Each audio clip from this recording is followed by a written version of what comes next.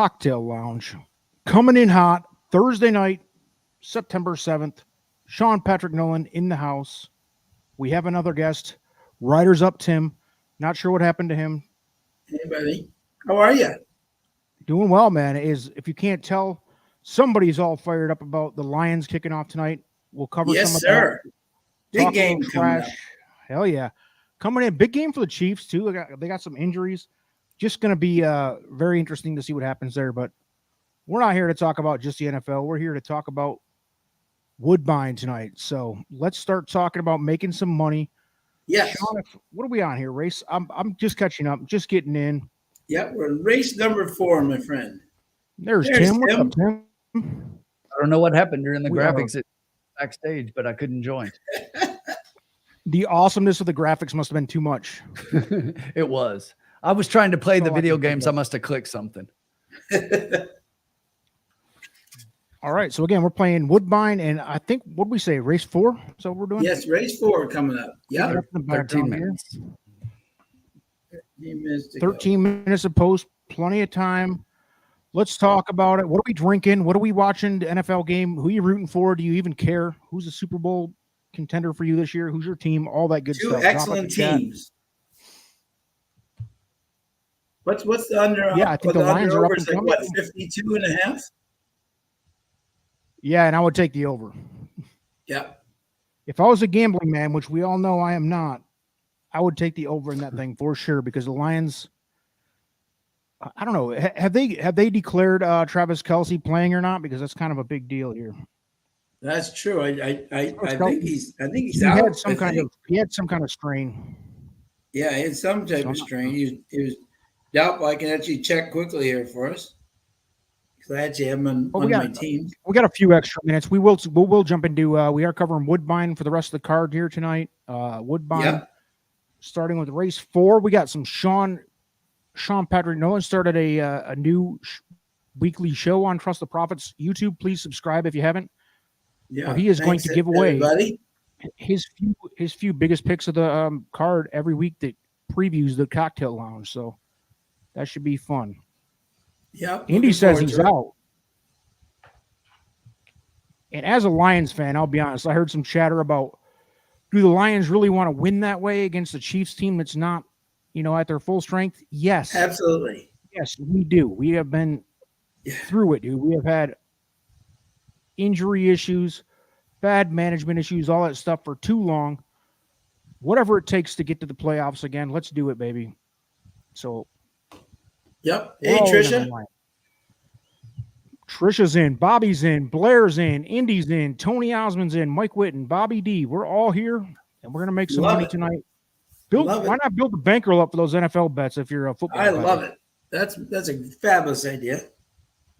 So we are looking at Woodbine race 4, and we got 11 minutes to post. I'll pull it up here. On the inside track. And we got a 3 to 5 shot here to start. Yeah, we have a 10-horse field. Yeah. And the 3 is scratch. The stable duel contest, which has been brutal when I looked a few minutes ago. It has not been great for old Ombre and that realm, although my Kentucky Downs tournament is going a little better.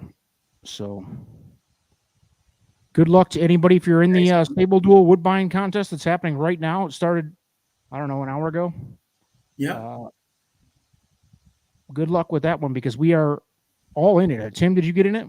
I did. I jumped in at the last minute. As soon as I got out of school, I put a stable in.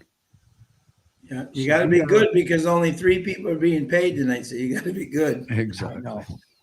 I know, Bree, if you're watching, I know that you are. It's you made it real tough on us here. Look at Andy. Be a good handicapper tonight. If the Lions win, there will be a parade in Hart Plaza on Saturday. Dude, it's bad. If you're not a Lions fan, maybe the worst run of a professional organization in all of sports for the last 50 years. Maybe you could rival the Cleveland Browns.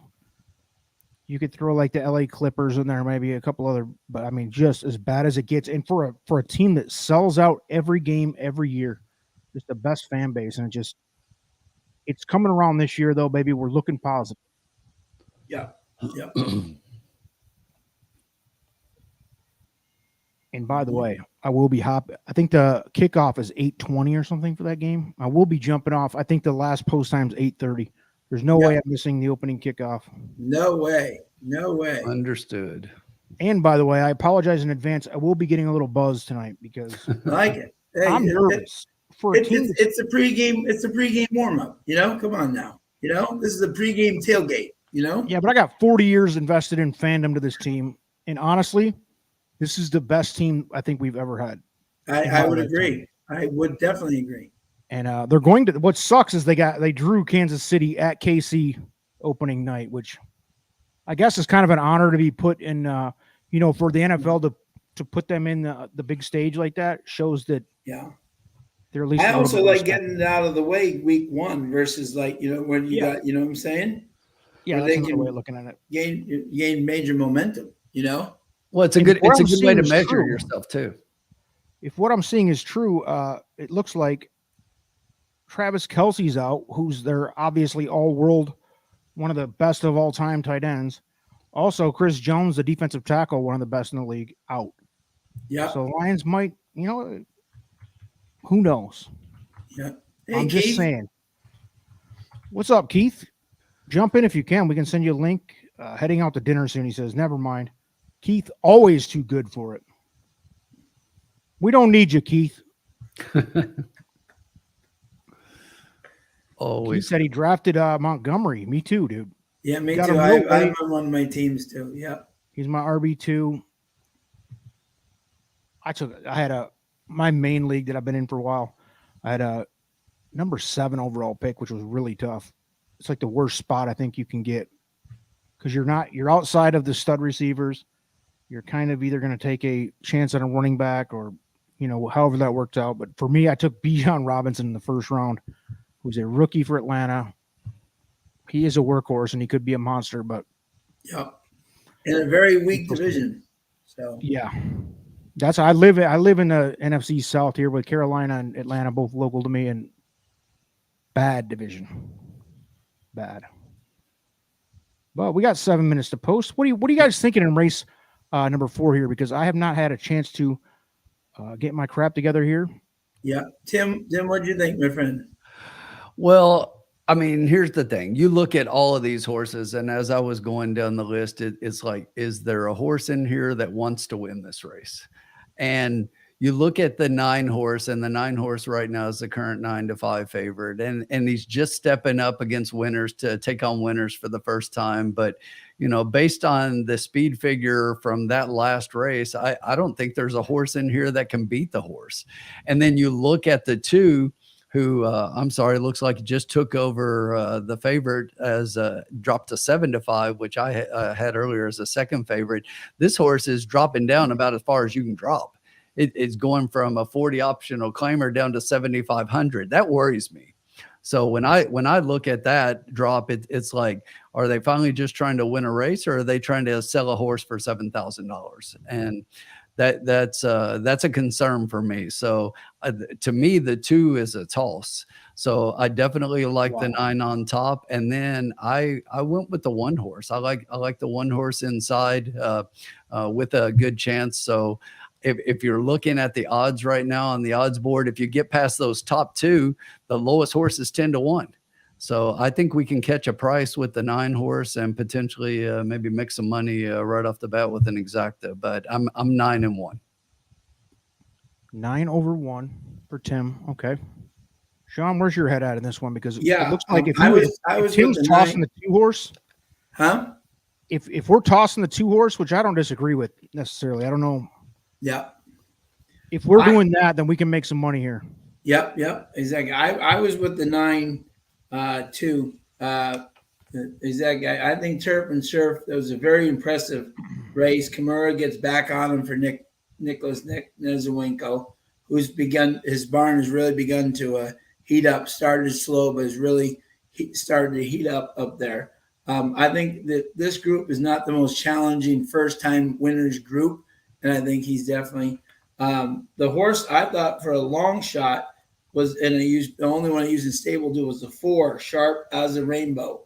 Norman McKnight and Juan Crawford. This is not a jockey combination you usually see together, but interesting. This horse has run a couple of times in the turf, and on the inner track won at a maiden option claiming 40,000. So this horse actually did find the winner's circle on this turf. Came in 8th versus optional claiming 40 non-winners or 2. That group would tower over this group. So I'm just chucking that one. So at my price play, and one I definitely will bet across is the 4 sharp as a rainbow. And then my third pick was the 2 Sweet Nola. So I was 9-4-2. And Tim was 9-1. Right. 9-1. Yeah. 4 minutes to post, folks. Let me see what we got going on here.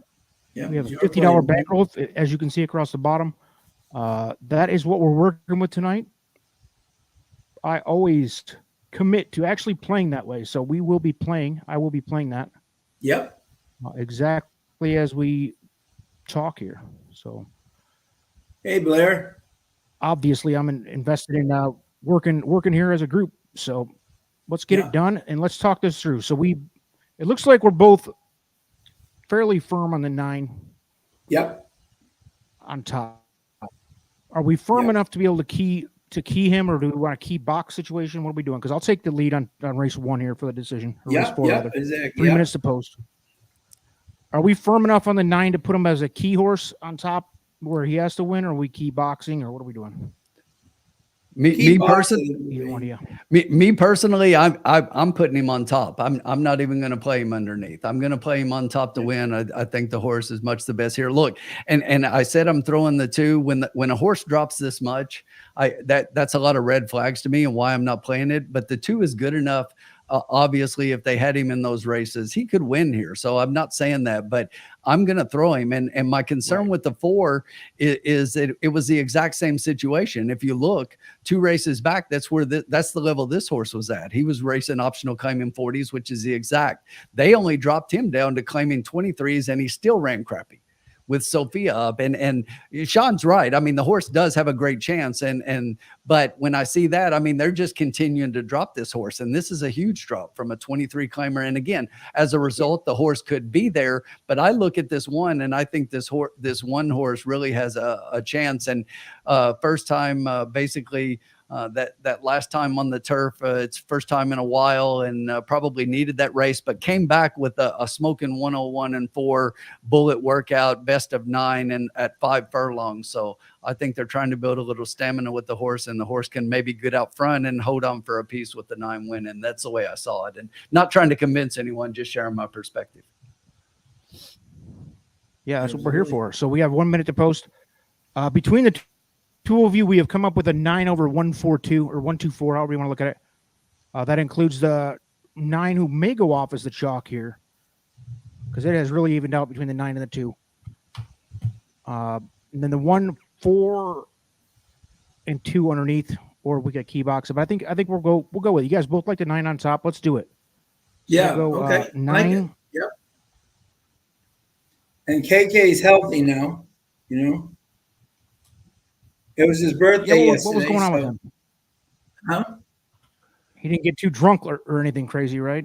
No. He fell. He had a concussion. Exactly. He was out, did he really? Yeah. All right. I didn't mean to make a joke out of no serious situation. No. So he's doing better now. It feels great, and he just had his birthday yesterday. So maybe he can win his birthday. A little late birthday present for him. All right, so we're going 9 over 142. And man, I am going to be late to get this bet in. That's what comes with the territory of working like a slave for the man in here, you know? Yeah.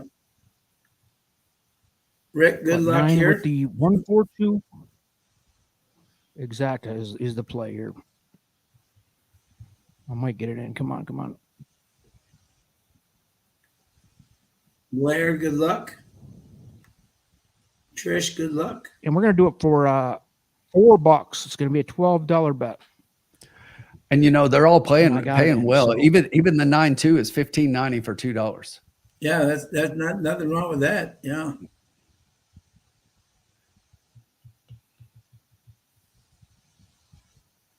good luck, everybody. I apologize. I see all the bets in the chat. Thank you for doing that. Next race, we'll share everybody's bets. Yep. We got a late start, as you guys were I just showed them all. able to see. There's the official bet. $4 exacta. 9 with the 124.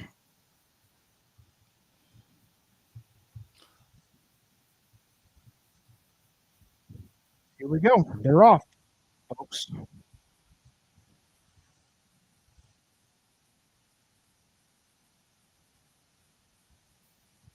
Nice field of 10. Wow, the two ended up at 5-2, which was he was the 4-5 favorite only a couple of minutes ago, wasn't he? Yeah. Right. I think the 9 took late money, but that one's right out front where I thought he'd be. Let's see if he can hang on. 9's starting to move. We have that 9 with the 124.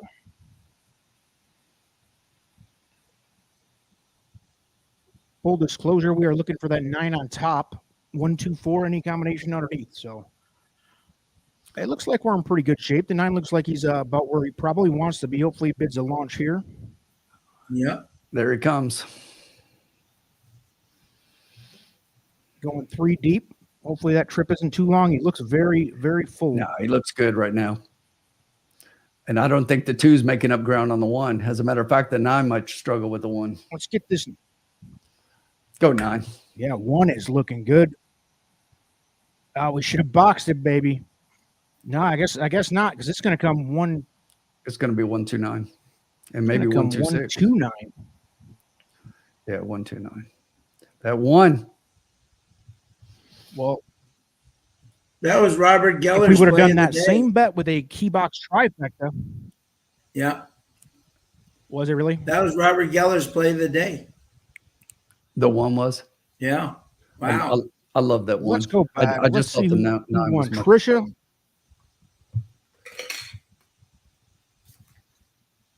There's Good a job, big winner. Keith. Tricia, 129. Keith boxed the Tricia, trifecta who Who else 129. had it? Well Because done. it came 1. Keith got it 129 try. And you're getting an Great 11 job, to 1 Keith. price on top of 2. Oh, wow. The 1, yeah, 11 try, to 1. baby. That Great is, play. see, we would have had it. Sean, why didn't you guys nudge me on the shoulder and say, hey, turn that into a try box? Because Yeah, I know. that would have been a Serious, try Zach. key box. That would have been a winner. Yeah. Yeah. With I know, a huh? 17 to, or no, I'm sorry. I thought that 11 to 1. He got hammered. 11 to late. 1 on Yeah. top. 11 to 1 over 2 chalks. Yeah. Still going to be Yeah. 11 So, to 1 on right- top's the key. Yeah. Nice Nice hit, guys. job, Keith. Awesome. Keith is going out to dinner tonight, so he can pay for everybody now with his nice trifecta. If I'm not mistaken, the 129 is going to pay $16.15 for 20 cents. Wow. There you go. Very nice. We played it as an exacta, which was a As one mistake. gave that Maybe field a more the slip. conservative play, but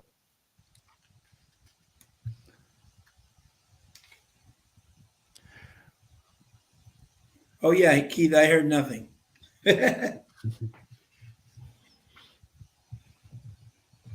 Tricia, tell us what you hit there. Did you hit the try, exacta, both? How'd you do? Because it's good to see. Good to see Tricia, some fabulous winners in job, here. my friend. Heath, Great you job, too. Trish. No chalk in the house. What's up, man? Been a while since we talked. Ain't Since no you've been laid chop. up in the Oh, hospital. what? Mike Whitten. Mike Whitten. Mike Whitten, you're a legend, man. I heard all about your I heard all about you last 3 week. for You're 3, a legend. baby. First time 3 in. for 3. First time in. Yeah. As a matter of fact, Speaking of a legend, yeah. Oh, sorry. There he is. Mr. Automatic. What's up, Mike? I figured you'd get a kick out of that. So Yeah, dude. I was In not tribute fortunate to- enough to be here with you last week. We In really tribute have to a the winning other group now. Mr. Automatic. Mike, we had talked a bunch offline and hadn't really had a chance to hang out. I've been too hospitalized and such, but here we are. Good to meet you finally, man. Yeah, good to see you on here. So. Did you hit that race at all? Because I know Trish and Keith at least did. Trish had the try. Nice job, Trish. Bada boom, bada bing. Keith, Trish. Oh, great. Todd's in here. Todd, tell us what kind of drugs you're doing tonight. We want all the dirty stories. Hey, Todd. So, Mike, are you who's your NFL team? The Bengals here in Cincinnati. Ooh. I got nothing to say, man. I'm a big Joe Burrow fan. I can't even make fun of you. Like Boston's easy to make fun of with their shit teams, you know. I'm used to everybody in here being from Boston. Mike, is there any truth to the is Mixon possibly in legal trouble or something? Or did I hear something like he may have some? I thought I saw something come across social media with it. I mean, yeah, but I didn't beat up another woman. What he's famous for. There's a chance. I don't mean to be a downer on that thing, but if you ever saw the footage of that thing, great running back, by the way. But damn, dude, nobody's hitting a woman like that and never being forgiven by me, dude. That was crazy. I know. $16 try for 20 cents is what Keith's saying here. Did anyone happen to catch, by the way, Byron King's headline today in this story? No. No. Program trading leads Browns assault in Virginia Derby. Think about it.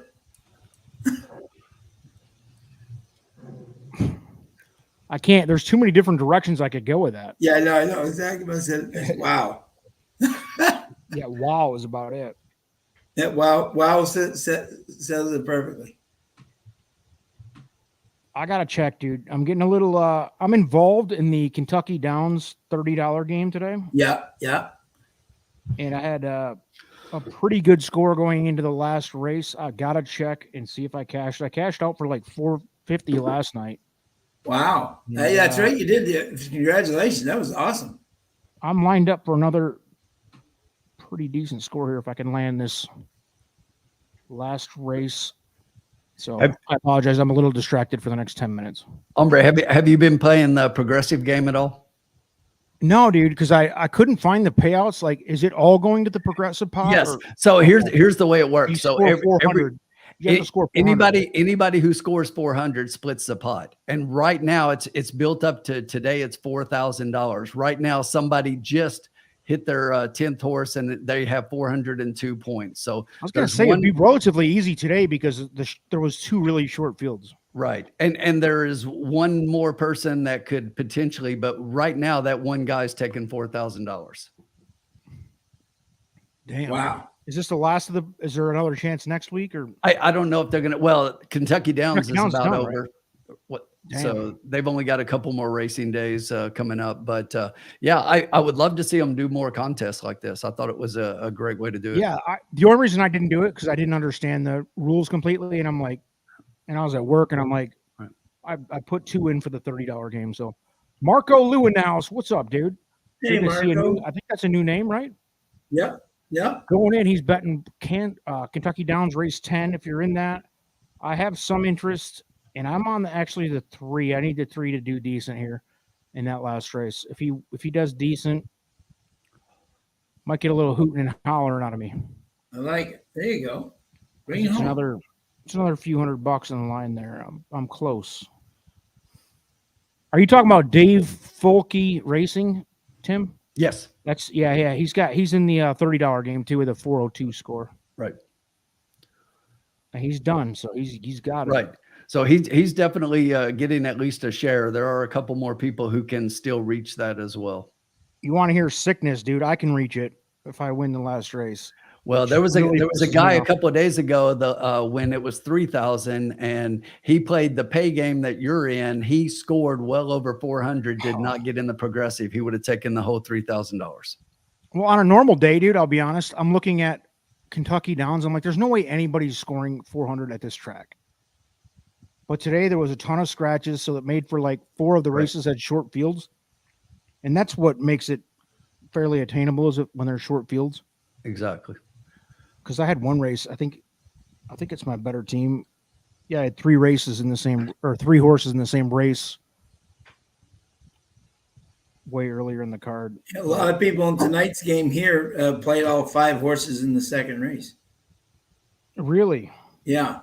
Well, because without the negatives, you technically get positive points. Yeah, but you don't want a 10 anymore. With the negatives gone, a Yeah. 10's pretty bad now. Yeah, right. Yeah, right. Yeah, right. Yeah. But yeah, I just thought it was interesting. It beats a 0. Yeah, basically is what it. And a 20 is like what used to be a 0. Basically, I mean, it's hard. If you don't finish top 3, you're going backwards. Right. Right. So, all right, Woodbine race 5. Yeah. Let me grab a Coming up. scrap piece of paper. I'm so far behind. Mike Whitten, go ahead and give me shit, man. You are in here. You've probably done your homework. I heard you were a legend last week. You want to talk about race 5? Do you have some picks? So the picks that I have 6175. My official bet's going to be I'm going to do the 6 horse. Make no mistake, it started out at 15-1 this morning, and I jumped all over that. But now it's, see, where's it at now? 5-1. 5-1. So If I'm live, I think I was thinking probably a win play show on the 6 horse. so The winning percentage on that horse and the pace and the speed is pretty good. So that's what I'm looking at. all right, so he's looking at a 6. Nothing. So you don't have an opinion about underneath, or do you have an opinion on second, third, so we can talk through any other type of bets? Or if you're just solid, I want to bet that, that's fine. I'm at 6175. Sean? Yeah, Mike and I are on the absolute same page. I like the 6. He's on the outer turf. He's 2-1 in his life in 8 starts on the outer turf. He likes the outer turf. Like, I know a lot of people, a very popular horse up there is Lady Maeve, who's in this race. She does a lot of her best running on the inner turf, not the outer turf. Now, she had a good last race, but most of her strongest efforts have been on the inner turf, not the outer turf. So I kind of put her in third, and the 6 is definitely like that. And I did, like Mike, like the 1. So I was 6-1 and 7. 6-1-7 was me, because Maeve can definitely run in this turf, and she often comes in the money, but her best races are on the inner turf, not the outer. All right, so 6-1-7. Both of you guys have that in that order. By the way, I just got third in that last race at Kentucky Downs. I think that's good enough for a cash. Who got Excellent. it? Who got it home? Tim, race 5, Woodbine. Any opinions? I like the 6 underneath, but I did not put the 6 on top. I like the 1 on top, and for all the reasons that have been mentioned. But the horse that we haven't really talked about that I kind of like at a price for a potential piece as well, and really I think could potentially win is I like this 4 as a price. And Sophia stays up on this horse, gets off of the 6 as one. She was on the 6 the last time the horse raced, but she does look like that. I think that it's probably based on the stables, and she didn't ride that horse very well anyway the last time out. But I like this four with. I think that she wants the distance here a little bit more. And although the horse has only had one turf race, and the question is, she obviously does well, much better on the synthetic. I like the speed. I like the speed out front. I'm not sure that. There are a lot of other horses in here that could potentially stay with it, that horse. And I like the four for a definite piece of this one. So you got 1-4. I do. 1, 4, and 6. All right. So who out of the three, and go ahead and just go crazy, who feels the most confident? This is the race that you feel super confident in, because like I said, I've been in and out on here. I had the Kentucky Downs stuff going on and a lot of video stuff. And by the way, Sean's got his picks of the day. I will display that here shortly. It's going to race 6 and 8, wasn't it, Sean? Yep. Race 6 and 8. Yep. So next race, remind me to put that up. We have the lock of the century coming from Sean. Sean has guaranteed it right out of Dennis Trusty's Venmo account. Yeah, So, is that right? Yep. And for my pick, Dennis is guaranteed 35% money back if it does not unbelievable. come back in. A true legend. And by the way, let's try this out. There you go. You got little Lions logo in the corner for all the kids at home. We're just getting ready. Just gonna be in the background. If you look at your screen, it's about time. You know, getting a little excited. There it I'll is. just take over the There whole it screen is. right there, baby. Look at that. It's time. The Maybe we'll Lion beat will the not be Chiefs tonight, sleeping baby. tonight. By the way, the spread I think was 6.5 to open on most of the major casinos. It's down to 4.5. So the public is hammering Detroit. And why not? Feel good story. So as we look at the odds here, I'll let Mike and Sean Mike have or 6 on Tim top. take this one. Mike, Tim, and either one of you guys want to have a wrestling match, or who's more confident in what they've got? Because you're a little different. I mean, pretty different, actually. I'm not super confident at all in this race. I wasn't crazy about it, but I'll take it if Mike doesn't want it. I'll take Mike, it. it's up to you. You'll Go wait. ahead, Mike. You want to wait too, Mike? No, I'll take it. I'll do it. Okay. All right, good. Wonderful. I like the confidence, baby. Let's go. By the way, I cost us a little bit off the bankroll. We have 38 left now on the. I'm updating the bankroll here for the kids at home. If you're joining for the first time, Yeah. you're playing with $50, and we will turn that into more than $50 by the end of the night. But right now we're at 38. So,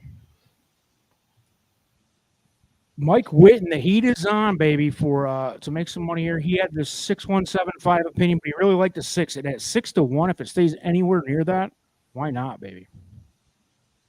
Amen. So I guess we just wait and see how the odds play out. I mean, Yeah. this is a ridiculously balanced race. 7 horses. The favorites 5 to 2. Everybody else is 4 to 1 or 6 to 1. If you're looking at the odds. Sully's in the house. Sully, what up, babe? I've been missing the family here on Trust the Prophets Cocktail Lounge. I haven't been on in a month. I was on for about half of it last week.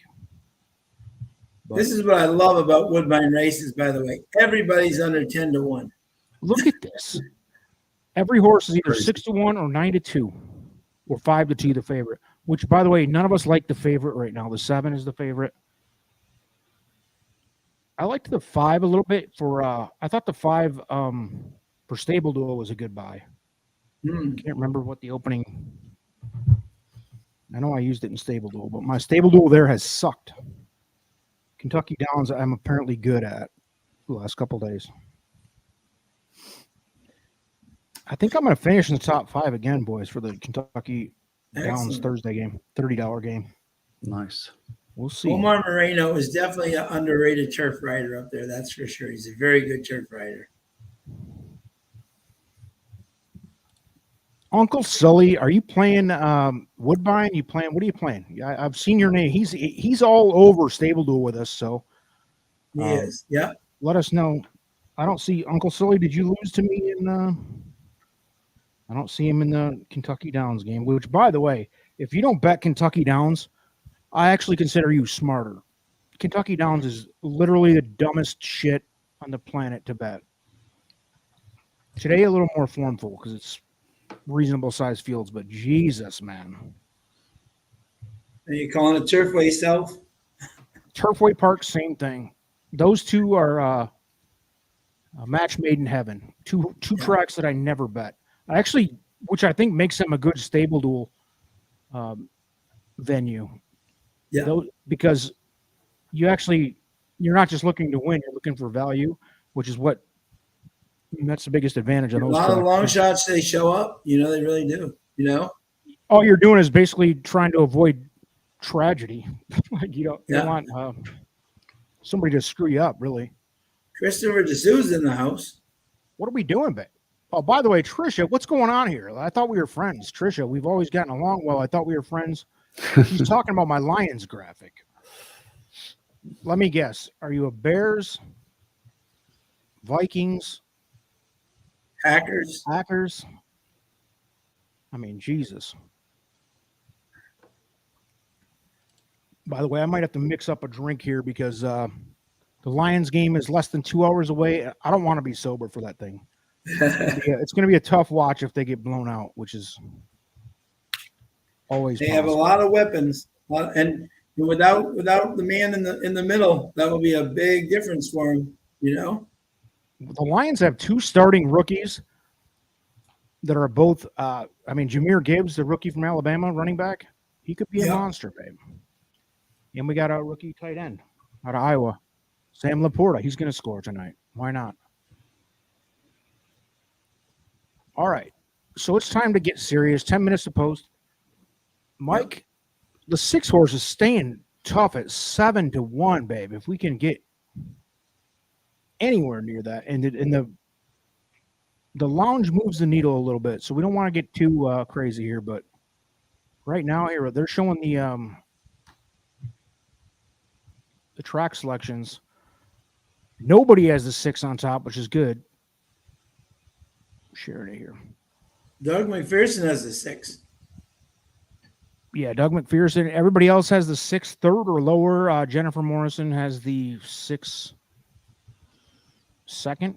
But most of these cappers do not have the 6 high at all, which bodes well for us. So, yep. Morning line odds at 7-4-1-2. 3 of the 6 cappers have 7 on top. And that's the current status of the bets too. So I find it interesting that so many people pick Lady Maeve on top on the outer turf. This is interesting.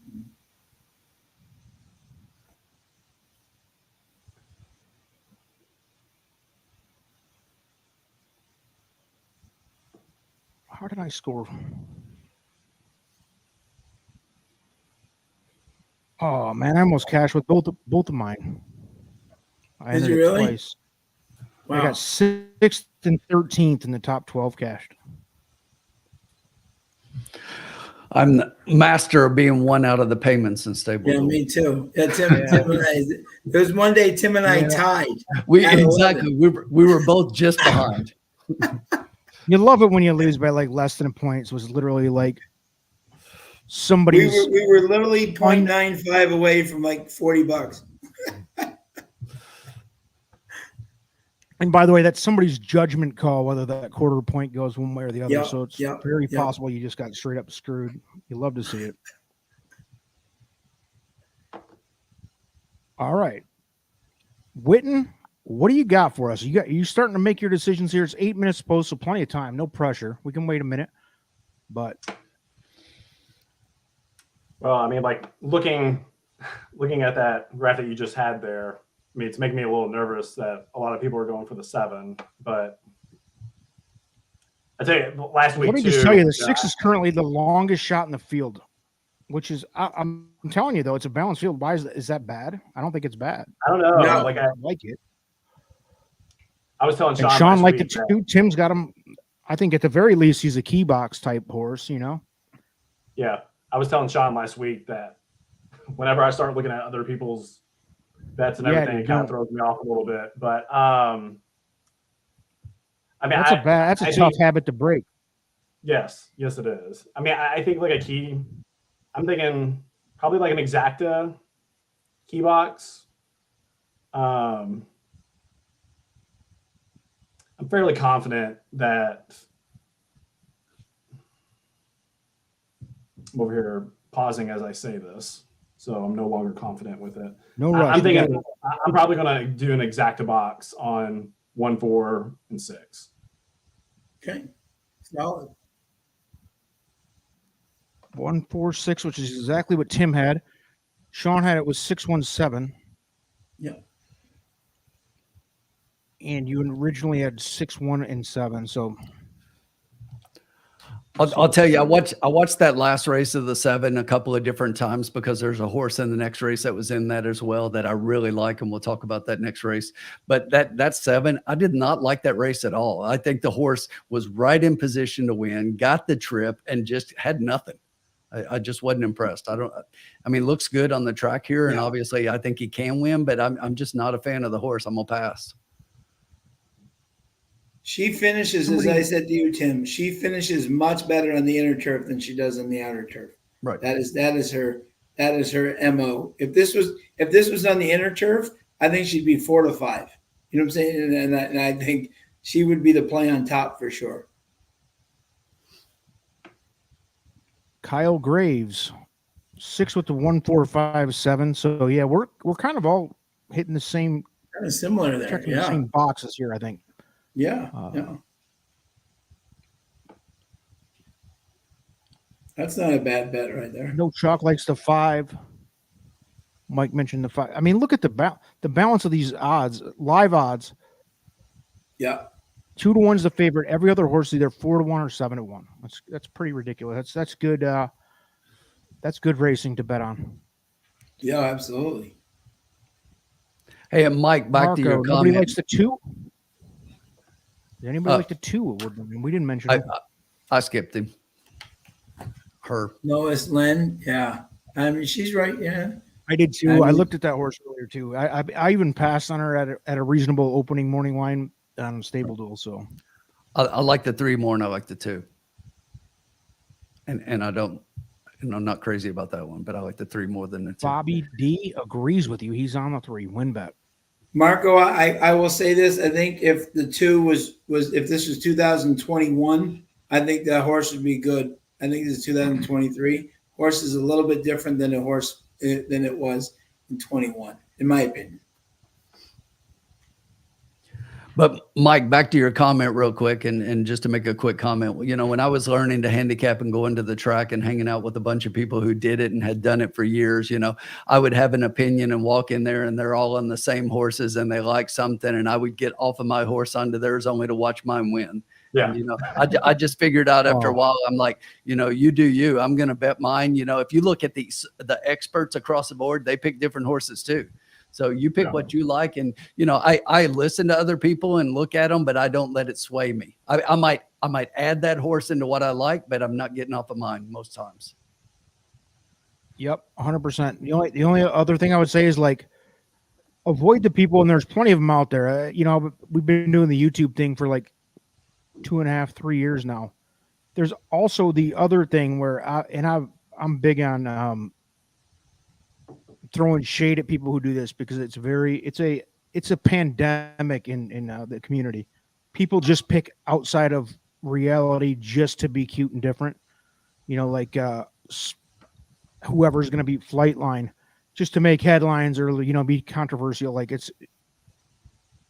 you see it all the time, and it's just like, why would you even make that proclamation? Like so if there's sometimes where, yeah, you don't want to listen to other people too much, especially if you have a strong opinion, but I think people sometimes just put out BS just to shake it up. You know what I'm saying?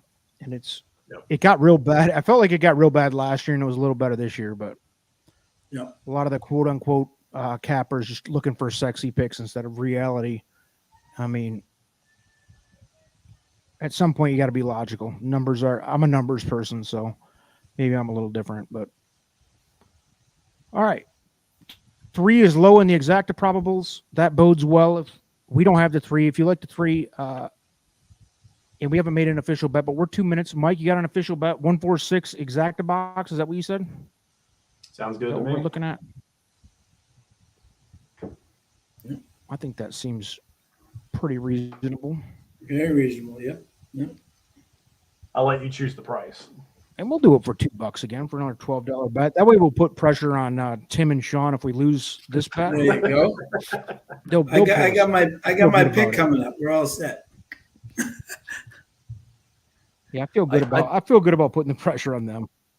I like a horse a lot in the next race, and if we can hit that one, I think we can make some money. Tim just volunteered. He's taking the official stance on race 6. There you go. Yep. Got it. So 146 exacta box. And we are fading the favorites, but listen, this is a very balanced race. Very balanced. Yep. So back to that $12 Kentucky for you. Downs real quick. 5 people hit 400 and we'll split the money. Wow. Yeah, that last the last race was chalky with the top 2, so I wondered about that.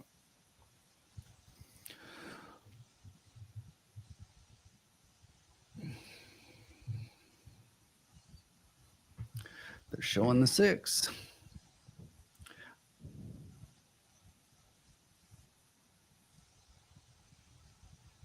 She looks very good.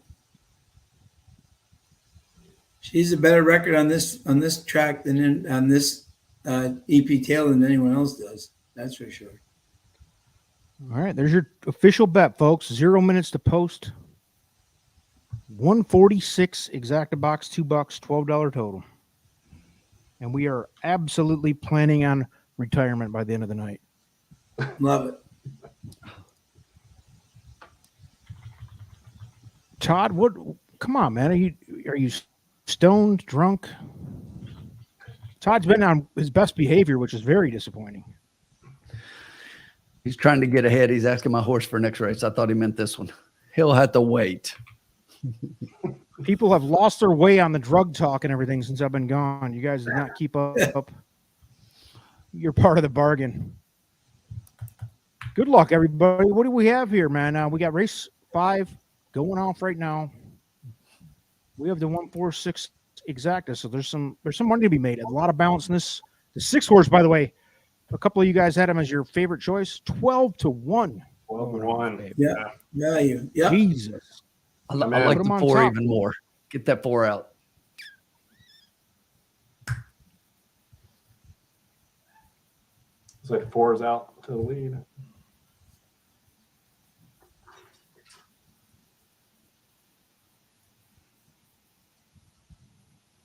Four, Come on, 5, 2 Sophia. early on. 6 is hanging on, third path.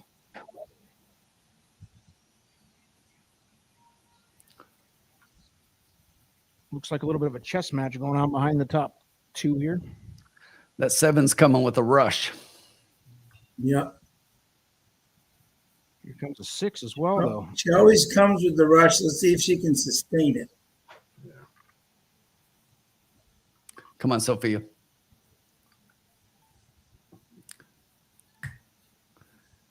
Cut it and go, girl.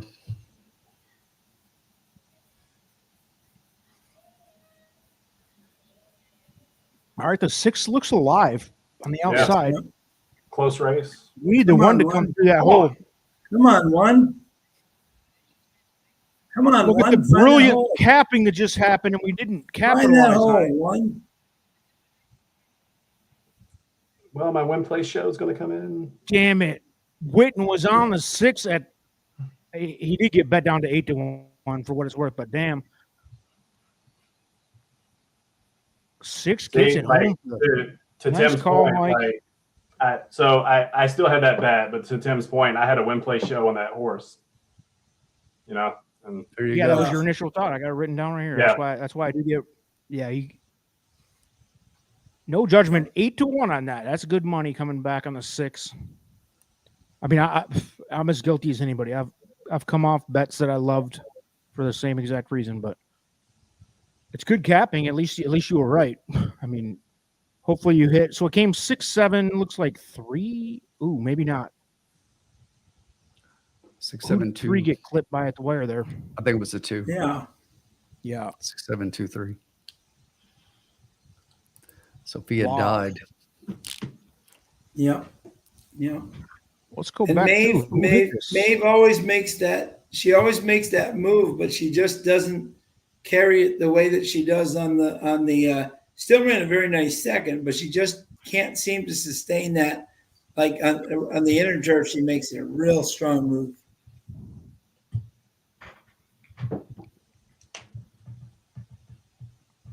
I don't see anybody who got a piece of that one. That was a tough race. Very balanced. That was, You had yeah. 7 or 8 horses all in the same range. Very tough. Witten called it, and everybody else had this. Tim had this 6 involved. Sean had the 6 on top. What are we doing, boys? Yeah, I did top. Yeah. That's an example of. This is an example of Colin Sheehan if he's in the room, and I know that you are. This is like my biggest bitch at Colin last year. Breeders' Cup, dude, it was sickening. We sat there and had long discussions. There's a objection. Ooh. Really? The 2 is claiming. I couldn't hear who, but I heard the 2 had a claim of foul. It wasn't the 6 because he was clean. Yeah, he was outside, so it might be the 7. It might be a 7. Yeah. So Colin and I spent. Oh no, it's. I'm sorry. Against both first and second. Yes, he said wow. the third place runner against the first and second. So 2 against 6, 7. That's Was not it going even- anywhere. Yeah, I was going to say that wasn't even No. barely That worthy 6, of a that 6 was conversation. outside and didn't bother anybody.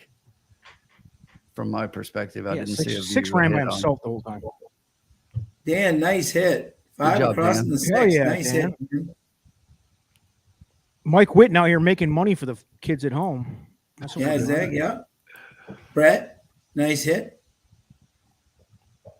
It's almost time for me to start amping up the booze here.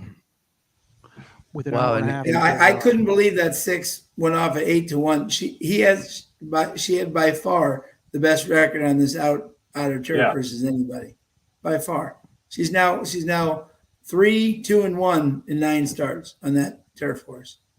No one was even close to her. 40 for a buck, Kyle says. I don't know what that's. Is that an exacta? Yeah, I think it's an exacta. Yeah, Yeah, Kyle had it nice. right here. She's got a. Yeah, great he had job, the, Kyle. 6 with the 1. Nice work. Job, Let's folks. see what happened here. Let's see if we can see what happened here on the. See if we can go back to see if we can see if the. 6 never even. 6 was in his own time zone. Yeah, I don't know where she's claimed. Yeah, let's see here. Saying he got squeezed. It's the 7 more than the 6 Mm-hmm. because Lady Maeve tends to drift when on the outer versus she runs a much straighter line on the inner than she does in the outer. Kyle, if it doesn't stand, I mean, there's going to be an upheaval of all officials at Woodbine. So, because that was nothing. I've seen so much worse than that go through. You got it, babe. Good job.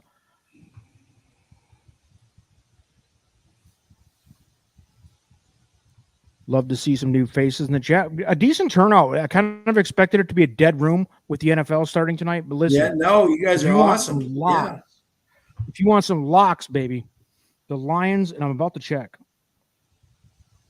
And yes, I'm a homer, admittedly. I got the homer point of view right here. The Lions started out, I think, at a 6 to 5 point spread earlier in the week. Vegas. Not my opinion, Vegas. It's now at like 4.5. I don't know. They're going to win, dude. They're going to win outright. Money line. Let me check the money line. I'm calling it. They're going to win outright. We're not talking point spreads. Don't waste your money. Actually take the points. You want to have balls? Money line it. I'm going to give you the odds here.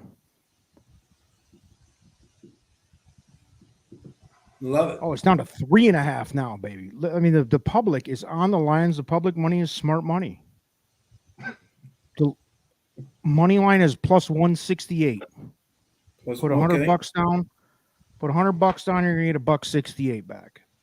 Put Nice. $1,000 down, you're gonna get $1,680 back. That's what I'm doing. Like it. So quick question on Bray. What type of bourbon are you drinking tonight? Hey, come on. Come on. We all know better. We all know better. This got brought up with a friend of mine offline earlier, talking about some bourbon set that they were getting, and I was like, just stop right there.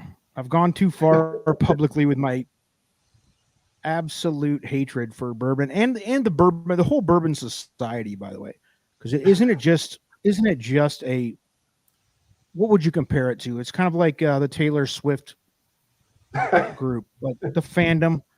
They're just wild. It's like the Beatles in the early 60s where the girls, you see the footage, they're crying and screaming, crying because they just saw George Harrison or whatever.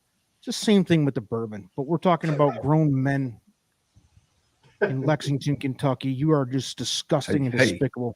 Hey. It's unbelievable. Let's not talk about Lexington. As of yesterday, let's give a quick update. I already told Sean this, but yesterday was the 1 month out point to Keeneland. Yeah. Hell yeah. I might come and see you, Tim.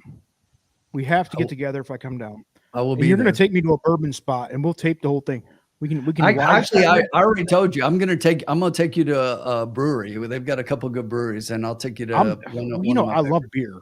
That's not fun. Fun is the bourbon where I can puke up bourbon right in front of the whatever you call the snob who's serving it to you, talking about the fucking peach notes and the, it's worse than the grapes shit in San Francisco. Because I've been to Sonoma and all the wine shit too. Wine snobs are just as stupid. All right. Love it. If you like wine, bourbon. Is like the bourbon ale an option? Like a stout, a bourbon barrel stout. It really, I like bourbon. I like stout rather. So as soon as I taste that bourbon barrel though, I'm out. I mean, it just is, it tastes like wood. I mean, you guys remember when you were a kid, you were a teenager, probably in high school. I think I was 14, 15. You took that first rip of Jack Daniels and it was like, holy shit, does that taste? It tastes like a fucking wood, right? And you're like, yeah, and you're drunk after like one shot when you're 15. Oh, so no. They're taking down the 7. They disqualified the 7. They did not. They did. And brought up the 2. Did that screw anybody? So it's going to be 6-2. I'm concerned for my guy. Did he have the 2 as well? I hope so. I'm looking. Because that would help him. It helped Bobby D for sure. Well, I was going to say is no. Oh. 1457. Oh, Kyle, that was yep. Damn it, Kyle, that's awful. This is because you said what you said here. I was going to say sorry and we were going to make up for it, but look, he said bourbon barrel imperial stouts are the best. That's why you lost. No, that sucks, dude. That was a nice exacta. That sucks for real. I can't believe they took that down. We'll have a word with the officials in the morning. Damn it. But no, bourbon barrel stout, I can tolerate. I mean, I really can. Not great though. I don't, just give me like a Guinness. I mean, I know that's the most basic thing you can come up with, but it's the most popular one for a reason. It's good. Sure. Yeah. Yeah. How about you? You like the bourbon? You bourbon guy? This guy? Yeah, you. Oh yeah. Oh, Look hell at yeah, that. dude. Look at this. I love it. That's a poser. That is a trained professional right there. I love it. One of my best friends here, Ben. Shout out if you're out there, and I know that you are. Just has probably, honestly, 20 grand worth of shit bourbon in there. And I moved to South Carolina about 7 years ago, right? And he was one of my first good friends. Went over to his house, and he's got that same layout you got there. He's got all types of fancy glasses and all the bullshit. Yeah, try this and that. And I'm telling you, dude, you can sip on it all you want. I know you're supposed to sip on it like a grown man or whatever. But listen, man, I'd just rather not, you know? Like, I like the taste of beer. I like the taste of, like, I'll do a mixed vodka drink or a rum drink. It tastes good. That shit there, you got to sip it for a reason because it's fucking terrible. I mean, it's just terrible. I know it's not a popular opinion. That's why I have fun with it. If we're talking drinks, hombre, I got to share this. So check out this nice brown ale that I'm drinking here. And I brewed this myself. Oh, my God. See, Tim, I'm coming down. I'm going to find my way to Keeneland. I was all in on this thing. I was actually going to go to Saratoga this summer, and then I got that pneumonia bullshit. Set me back a ways. But I am going to Keeneland for sure. So we're going to do it. We'll definitely have to hook up. Sean, was it me and you talking about how we've been to Keeneland multiple times and it's never been for a horse race? Yes. Yeah. Both of us. Multiple times to Keeneland, never seen a race. What was the reasoning for being there then? I stayed both times for the Derby in Lexington. Oh, just to be outside. Yeah, and then once for the farm. Much nicer city anyway. Yeah. I think I've been there for and this was way back in the day. There was like a car show there, and then my sister was doing some type of like running event that ended there. So I'm planning on getting out there this October.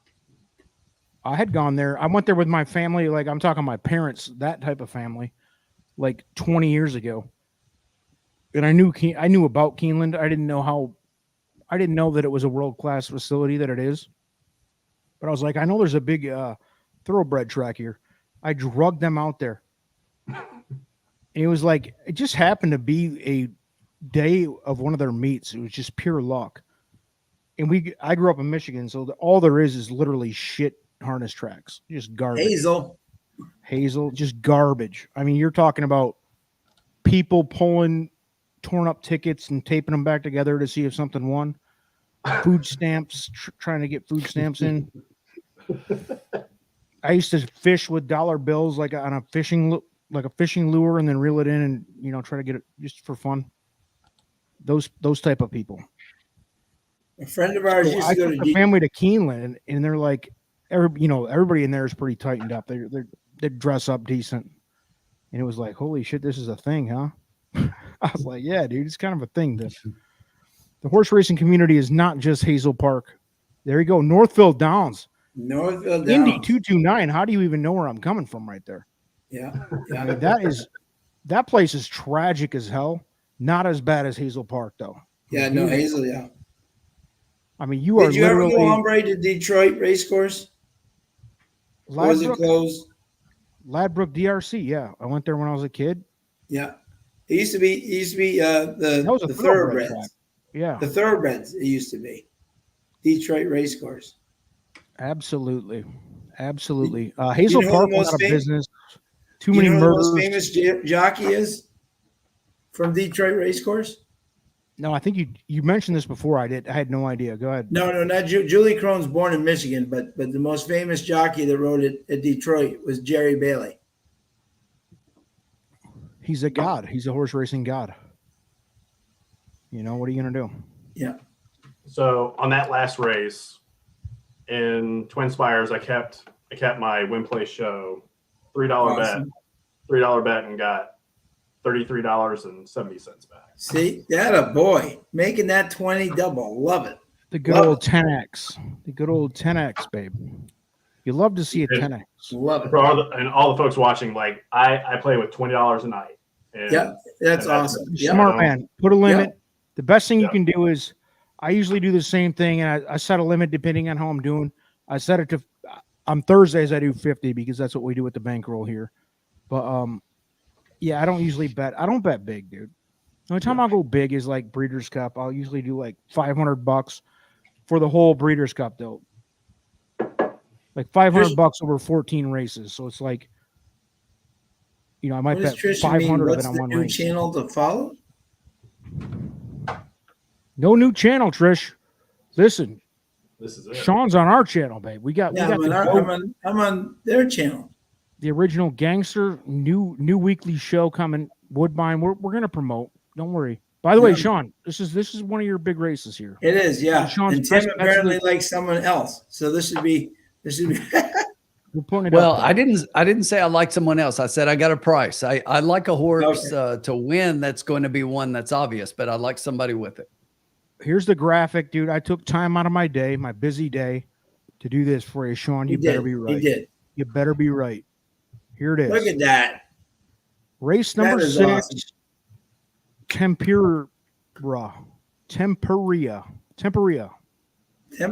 Yep. And by the way, Sean, that's the horse I have on top. All right. Oh, I'm feeling much better. By the way, another 6 horse and another, I was going to say, and again, a 7 horse race with absolute balance in the betting so far. Yeah. The favorites 5-2. And most of the horses fall between 4-1 and 8-1. Another good betting race, folks. That's what you're going to get here. SPN weekly show coming every Tuesday. We're going to try to do it Tuesdays. Yep. Or a preview show of the lounge. Yeah. And look at what he put out here. Mountain Sound Race 2, which I think finished like third. You didn't win that one. She finished third. Yep. Sean admittedly said that he sucked in that race, but this one he's going to win. 5-1 right now. Unfortunately, they had 2 scratches in that race, which took all the speed out for her. So. All right. At least you got an excuse. Yep. We believe you. She came in third, though. Still ran well. Blair is Indy's in Canton, Michigan. That is about 40 minutes from where I grew up. You'd love to see it. Let's see. Blair, 256 at Woodbine. Jerry Bailey's the GOAT. Absolutely. Jerry Bailey's a monster. Yep. Especially Blair when you rode for the Ammermans. Yep. Got 11 minutes to post, folks. We are getting into the thick of it here. We have, there's 8 races tonight, right? Yep. Yes, 8. Getting into the thick of it. Last post should be about 8:26, so that matches up with your kickoff there to have to jump off. Well, I might hang in there. I mean, we'll see. Depends on how the drinking goes for the next hour. I'm a little nervous. I got high hopes, dude. I mean, they've broken my heart for 40 years. What are you gonna do?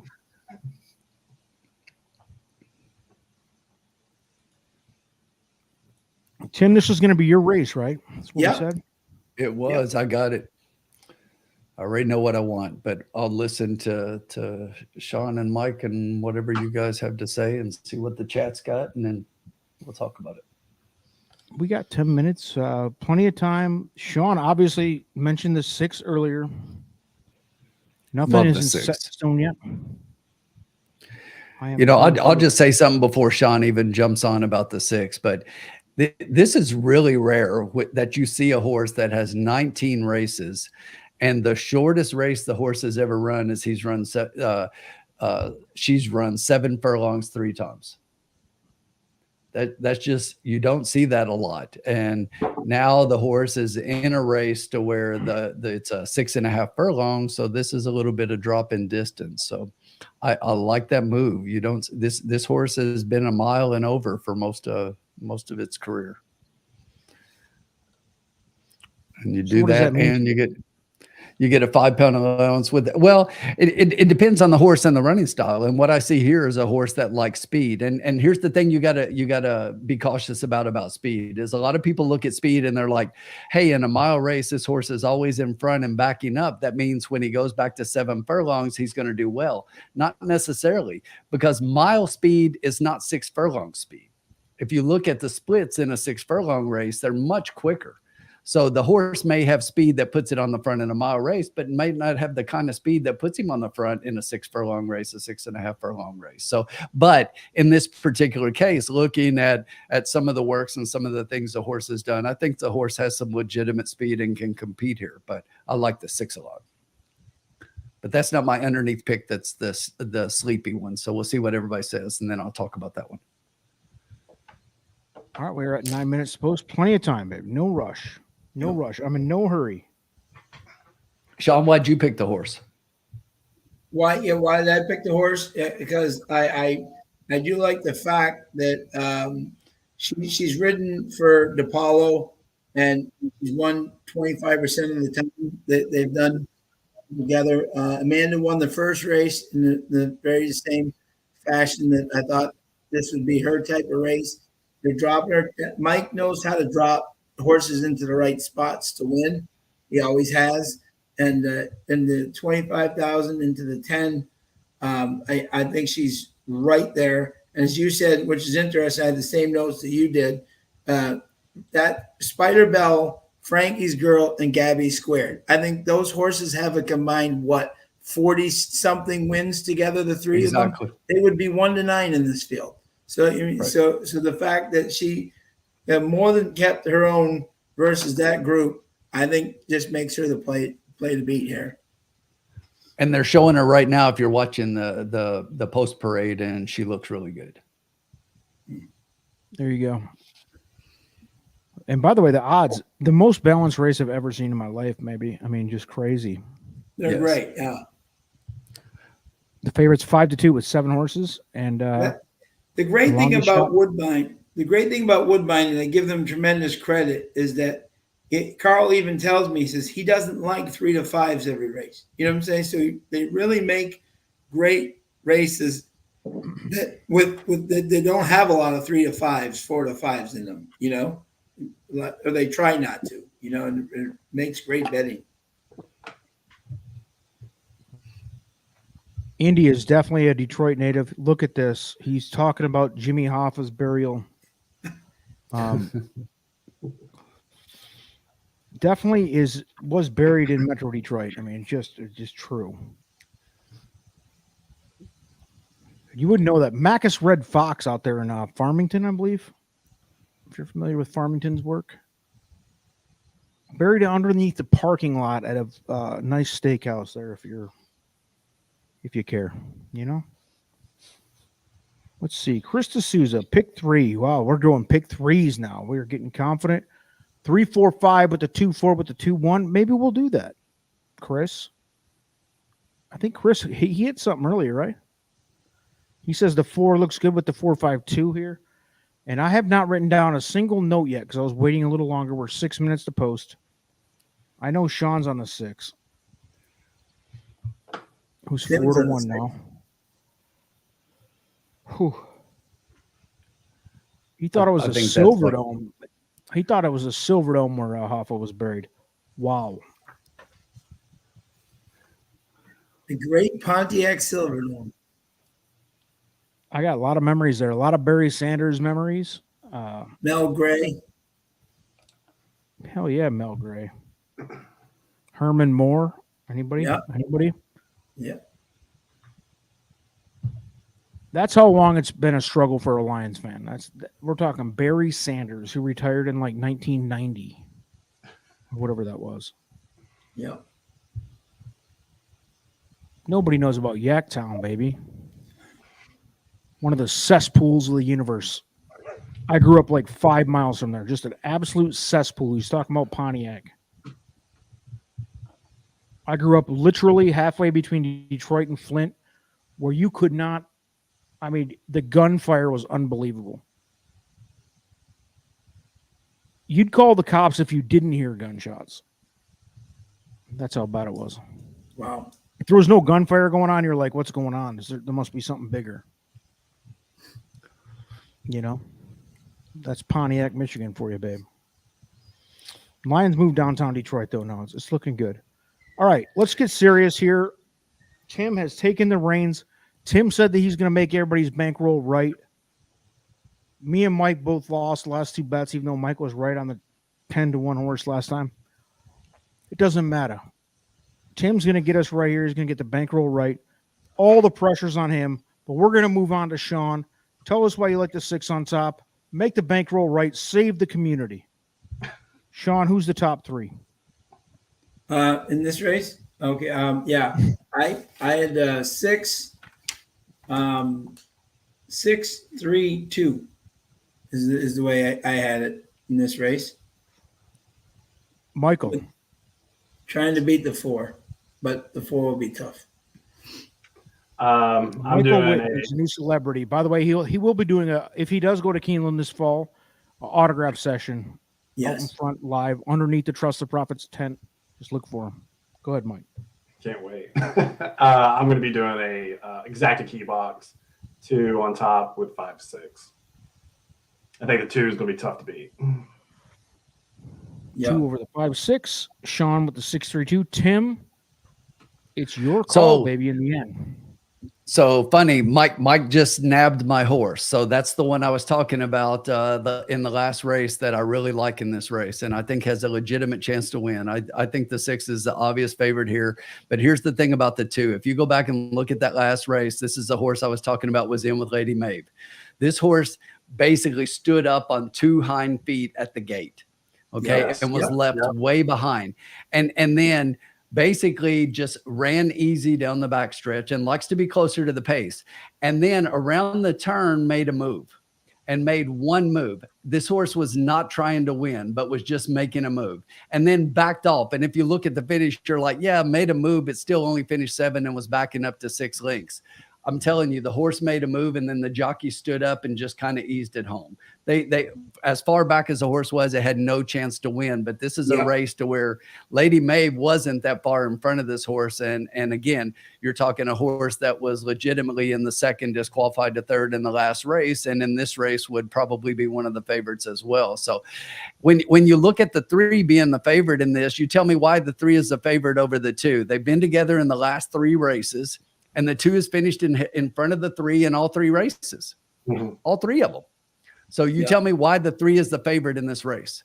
I like the 2, and basically, I am a strong 2-6 in this race, and this is a kind of race I love to where I have a really strong opinion about 2 horses, and the way that I typically play that on my personal wagering is I will do an exacta box on those 2 horses and those 2 horses alone. I do a 2-6 exacta box, and then I'm going to add 2 horses in the try with that, and I'm going to go 2-6 with 2-6 with the 4 and what was the other horse? The 4 and the 2-6, 2-6 with the 4-3. Yeah. And just to give you a little insight here, Doug McPherson, who is the announcer at Fort Erie, that is his dad, Alexander McPherson. Doug works with the horse himself, and he said totally throw out that last race on the turf, and this horse, oh heavens, has always loved the synthetic. So, but they're behind the gate right now, getting ready to load. Tim, so give me your bet, man. What That $26 bankroll. Go as ape shit as you want. If you're firm on what you're believing, give it to me. Give me a $5 exacta box 2-6. Love it. 2-6 exacta box, and you're gonna get a little price on there, babe. It's gonna be a $10 total bet. Yeah, Tim, I had notes. Go ahead. Sorry. I'm sorry. I had notes on the 3 and the 4 being like in the middle pack and pretty even if you wanted to do a trifecta with it. But and that's exactly what I was about to say to everyone. If you're playing tries out there, the 2-6 and then add the 3-4 for 3rd. Yeah, I think I spent the most time on this race today and looking at all the past races, and I think you hit the nail on the head with this one. So. 2-6 exacta box, folks. Go crazy. Reinvest your kids' college fund. Get it ready because we have some money to make on the Lions tonight with a plus 168 money line or whatever it was. We're building the bankroll for Keeneland. We got a month. Yep. Just trying to make money for the kid. That's all we're doing. There you go. You know? It's not about us. It's about the kids. Always. Loading them up here. We have Locked up. an ungodly amount of money. If you could see my account. We're good. Count the one out. 2-6. That's amazing that Jason held on there. Yeah, what happened? Wow, look at these guys. 3-5-7 out early. 4. I mean, all our horses are in the back, which I don't care. I like it. I am worried about it. Pino and a purse went off as the heavy favorite, 7-5.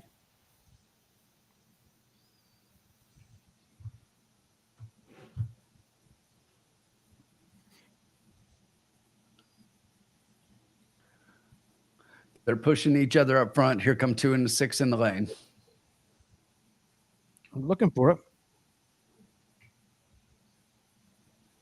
Come on, I Amanda. do expect a lot of noise coming from the back because I think the front runners are doing pretty hard here. Here they come. Boom. I do. Go, Amanda. I do think Pino's going to hang in there though. Oh, I don't think they're gonna. Nah, No, they're done. hit and run the 5. 4's gonna go. 5. 2 had nothing left. Wow. 4, 5, 3. Wow. Yo.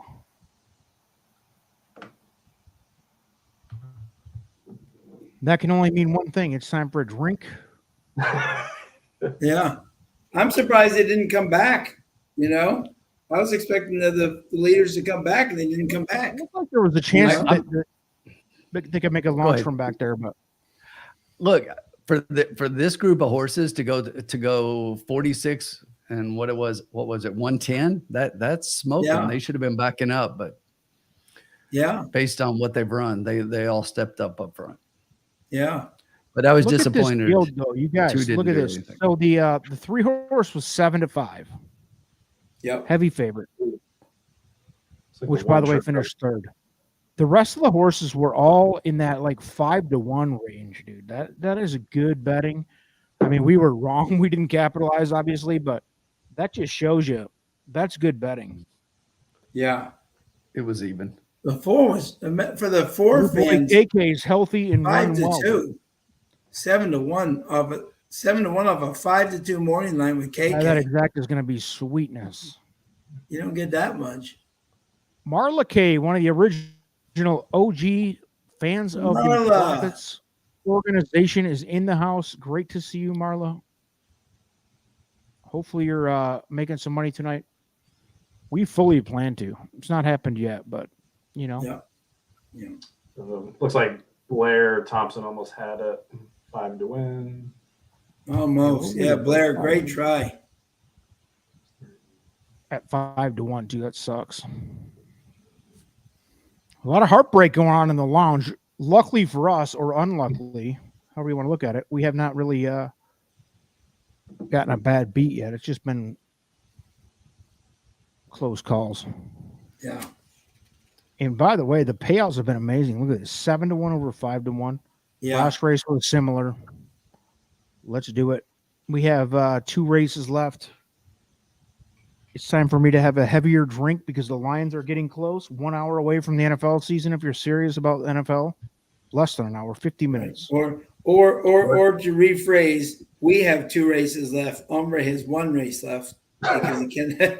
Because I might put it up here because I mean it might be fun to just sit and bitch and moan if they get a bad start.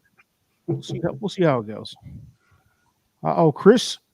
Chris D'Souza says, boom. Let's see what he did. Let's go back through. We love to prove it when people win. Yeah. He had okay, you got the first leg of the 4-5, pick. yeah. That's definitely a good start. Chris, I don't know if you had anything else. Sorry if you had other bets involved, but he's got a 4-5-2 try box. Oh, there you go. 4 looks good. 4-5-2. Yeah. Oh, where we at? It came 4-5-3. You got the exacta. Yeah. 4-5. Yeah. And the 4. Oh, Yeah. exact and try box. I'm sorry. I thought Yeah. it just said try box. No. No, Yeah, exacta nice. 76 Nice job. coins for $2. It's a nice hit. Yeah, nice job, Chris. Yeah. There's always winners. Always winners in the lounge, baby. That's the motto down Yes. here. And good thing for us and everybody watching, Sean is making the call in the next race, and he is just guaranteed victory, which is going to make everybody feel a little bit better. Mm-hmm.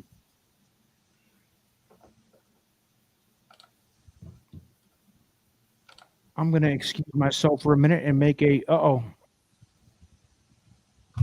I love it. People are coming in against Detroit. Are we against Detroit? I saw Detroit. You're either against us or you're not. Let's see. Is that what you call a Detroit rant? I don't know, Rick. I didn't really rant. I'm just talking here, baby. I'm a Lions fan. Yeah. It's been a tough go. I don't know if you have anything specific to ask. I'll cry and moan or bitch and moan, make wild predictions. But Charles B. long time Detroit struggling fan. Unless you're a big hockey fan, which I'm really not, to be honest, it's been a rough go in Detroit. 84 was the last time the Tigers won. Had some good teams. Pistons won. Pistons had a nice run. 89-90 back-to-back championships. 2004 World Championships. So it hasn't been that bad for the Pistons. But the Lions, dude. The microwave. You're talking Vinny Johnson.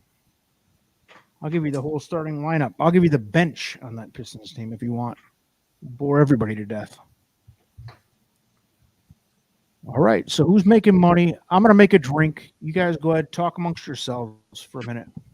Yeah. As I prepare for the Lions' huge letdown that I'm about to witness.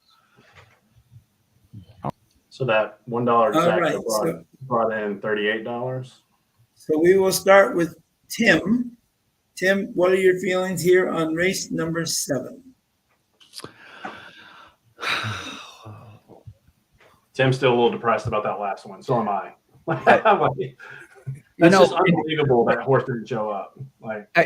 Look, you get more right than you get wrong, more wrong than you get right. But sometimes when you just see a race and you think it's just so clear and everything, and you really feel good about it, that's just deflating right there. I'd rather have the bad beat than just that horse never ran. Well, if there was one race I was sure about, it was that one. You know, I agree. And I did see it as a very even race. I mean, I looked across the board and I thought, okay, every horse here probably has a chance in here, but I just thought that I could see it a little bit. And that's exactly, by the way, even where Amanda had our 6, right? That's exactly where I thought she would be. You know what I'm saying? So she put herself exactly where she was supposed to. They just didn't come back to her, you know? Right.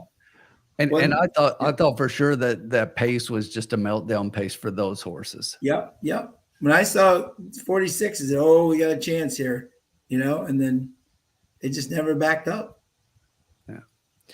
But it happens. We turn the page and we move on.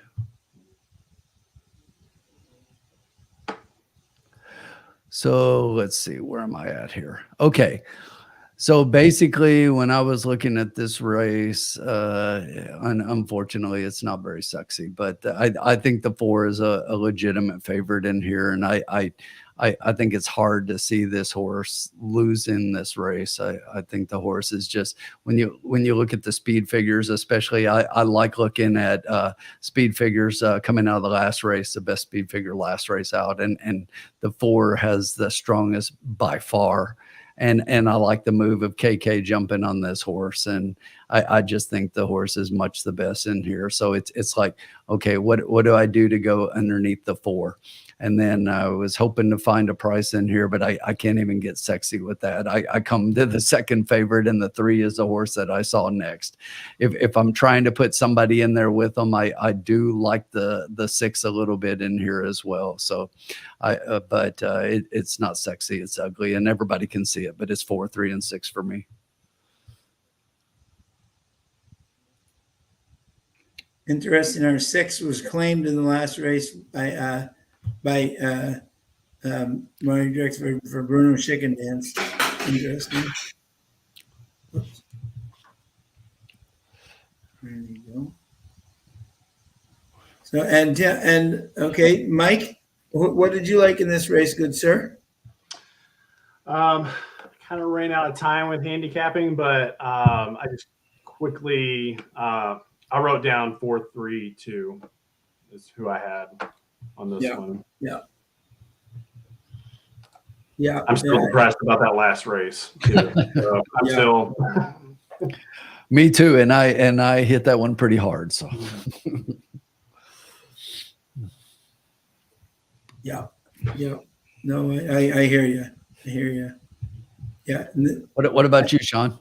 Well, yeah. I mean, I love the 4 in here. I think the 2 could be the 3's worst friend. You know what I'm saying? In terms of if the 3 goes out, I think the 2 will be out there with them, and I don't think that's going to help them at all. And even the 6 has shown the ability to be on the lead. If those 3 go out very fast, I think KK is going to sit right off these guys, like not that far back like our 2 and 6 were, like 2 lengths off the trio. Let them do. He and Marty Drexler are just unbelievable together. I think they're like almost 30% together when he jumps on his horses, and so I just think he's a standout in this race because I think the pace absolutely dictates for KK's horse like perfectly. And it was his birthday yesterday, so he's going to win 2 in a row. And I looked at this too, and the one thing about the 2 that I found interesting is a horse with 36 races and is a 6-year-old to be in a race like this, and in all those races she's never worn blinkers. I just read that. And to put blinkers on for the first time in 36 races, to me that says desperation. Yeah. And they're trying to find an angle. If I look back in the PPs and you look at all the lines and you're like, okay, what did they do on blinkers way back here? And maybe they take them on and go off. But to go that long and never have tried blinkers, I think is desperation. So that's why I threw the 2 out. I liked the 2 underneath initially, and then I'm like, the more I looked at it, I'm like, it could definitely be there, has some good works and everything, but really just seems to always be heading the wrong direction. So. Yeah. And I think too, what would be great is if you're a fan of the 4, right? You just look at it and say, that 2, if he just goes straight out, will even help even more versus the 3, Right. Exactly. So you'll even play more into the 4's advantage.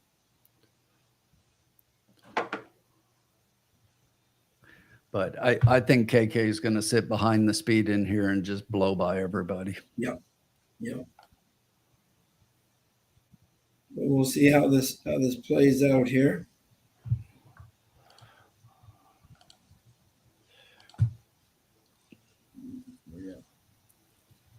Now, is there any other horses? Do we like Jill at all, or do we look at Jill at all? I'm just trying to see.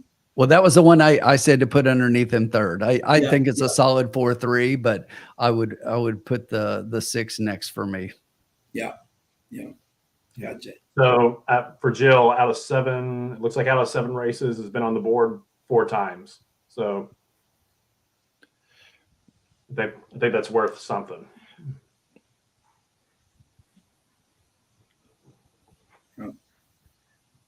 Yeah. So this is going to be an interesting field, and then exactly we can always look for. Do you guys ever, when you're in the 7th race, do you ever look for doubles at all? Always. Yeah. What I typically do though, Sean, is I wait a little bit until it starts getting a little bit closer to the end. And what I really look at is the probables. So I look at what the doubles are paying. And so if sometimes you can find some really good value. But if the horses I like, it's not a strong doubles bet, I won't play a double if I'm not getting decent return for that. I'll look at verticals. Yeah.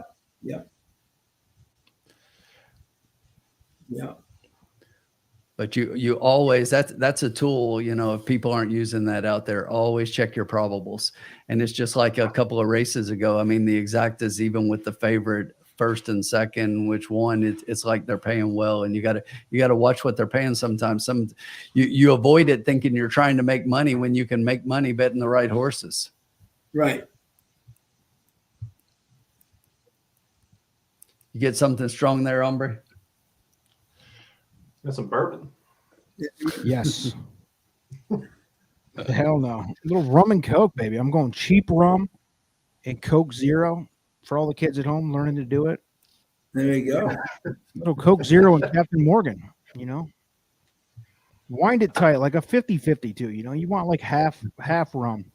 That way you can get there quick. I don't like doing shots. Not a shot guy. I tell you what, you can put like about a half pint in one drink. Now you're talking, babe. You choke that one drink down, you're in good shape. You could be an inspiration for kids all over the world. So, hombre, I was telling Sean last week that I just think your like Kentucky Derby videos are just pure gold. Yes. See, somebody has to have a sixth sense of humor, right? Yeah. I mean, I was telling him the story last time that, when it was my first time going to the Derby, and I literally typed in like Kentucky Derby travel tips. And this is actually how I found like Trust the Profits too. And like whenever you were saying, just like bring $600 to $800 or $600 to $800 $100 bills and burn it in front of someone that just lost. Yes, dude. Me and my wife were just like in tears watching that. Isn't that literally how it feels though? Like for real, it's such a pretentious bunch of a-holes. It's like that at Keeneland too. I didn't get that vibe at Gulfstream at all or Saratoga really, but it was definitely like that at Keeneland. That's the one thing I'll say against Keeneland. I love Keeneland. It's my favorite track in the whole country, but people take themselves a little bit too seriously for me. So that's why I kind of made those type of videos, is just to, hey, everybody, let's get grounded here. You are betting on a wild animal running around in a dirt circle. Let's remember where we're actually coming from here. We're not flying a freaking shuttle to the moon here, right? So thank you, man. That's a good compliment. It's not, I know a lot of people don't get my humor. I'm a little dark, but I just try to have fun. I don't take anything too seriously. In fact, like I'm the anti establishment person, other than like whatever Swift Hitter on Twitter. If you want a really wild ride, Swift Hitter, which at some point, like to me, it's just like exhausting. Like it's so. I don't want to wake up to doomsday every hour. I mean, that's what that is. And nothing against those guys. I met them. They're fine. Nothing personal, but the last thing I need in my like hobby fun time, like horse racing is a fun time for me, is stress. And those guys just seem to stress the fuck out on this stuff. Yeah. So look at this comment. Wow. See, this is what I'm talking about, Colin. This is why everybody hates Colin. This is why nobody pays attention to him. This is why he got beat up in school. Took his lunch money. Lockers. Yeah, his lunch money got stolen. He got shoved into a locker. Hung on the flagpole. Yep. We love Colin. By the way, shout out Banjo. Yeah. Shout out to Banjo if you're watching at home. There he is. He. I think it's he. If you're watching at home, Banjo. So many great moments came from Banjo. God bless. R.I.P. Colin checking in. Colin is famous for jumping in late on these things and having just awful takes. Basically, what he says is a prediction. We fade. We go hard the other direction. A hard left. What's a championship? Wow, look at that. Really bad, Grant. Real bad. He's spelling like Trusty now. Yeah. Trusty, if you're out there, and we know that you are, Yep. The grammar's incredible. I have to read his stuff like 3 or 4 times Yep. to make sure that I'm not like taking it the wrong way or whatever. Brett's going to a late daily double. Yep. Singling the 4 here, who is once again, ladies and gentlemen, Woodbine is not disappointing. A short field, 6 horses, but it's very balanced again. Yep. What did we come up with on the 3? We haven't really gone deep. I was out of the chat, but did you guys make any strong thoughts on where we're going here? Because let's see, we've all done a race now, right? So it's kind of gonna be a group effort. We did. Sean and I, and I'm pretty sure Mike as well. We all agreed that we like the 4 a lot in here, and I love the 4. And we were 4-3, I think, almost unanimously as well. And the thing about it is, the 3 right now is the favorite, and I think 3-1 on this 4 is an absolute gift. Yeah. With 9 minutes to post, we will definitely stay in touch with that, especially now that we're seeing Brett is singling the 4 here. Chris D'Souza is 4-2-1 try box. So yeah, there is a lot of love coming, at least in this chat group, for the 4. I have the 4 in stable duel. Yeah, Charles B. Interesting statement, because I've noticed the same thing. It's like whoever is leading at the top of the stretch, they don't necessarily win, but they're definitely not dropping out. You're not seeing big, You're not seeing big, first to 5th type drops. So yeah, speed is living for sure. Alex Karras reset. Rick Johnson, how old are you, guy? For the kids at home. Yeah, I was gonna say for the kids at home, and I'm old. That's Webster's dad, right? I mean, that's the only reason I know him. I'm not old enough to remember him playing football. I know he's a Detroit Lions legend. Yeah. But that's Webster's dad guy. Tony Osmond checking in. 1-5. Tony, what are you doing with the 1-5? What are you doing there? We betting him to win, place? We doing an exacta box? Talk about it. By the way, Mike, is that a Reds shirt? Yes. I've driven through Cincinnati 1,000 times in my life, probably 50 times literally. I love driving through there. I've stayed there. I got a couple of good friends that live there. Cincinnati's an underrated city, dude. I love Cincinnati. There's definitely some cesspool areas where it's just a dumpster. Don't get me wrong, but that's any city, right? Yeah. I like, and I'll say this too. I would put Cincinnati's food against anybody in the world.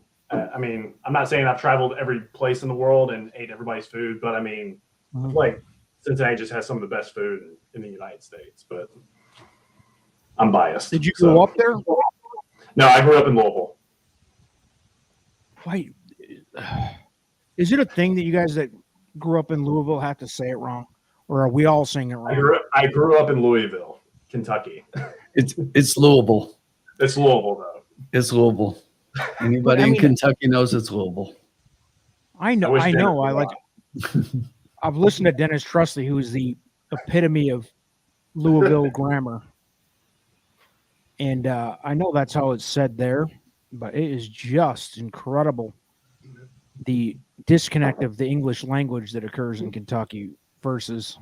I'm obviously a horse racing fan. I'm a Kentucky fan, but that is wild. I just listen to it.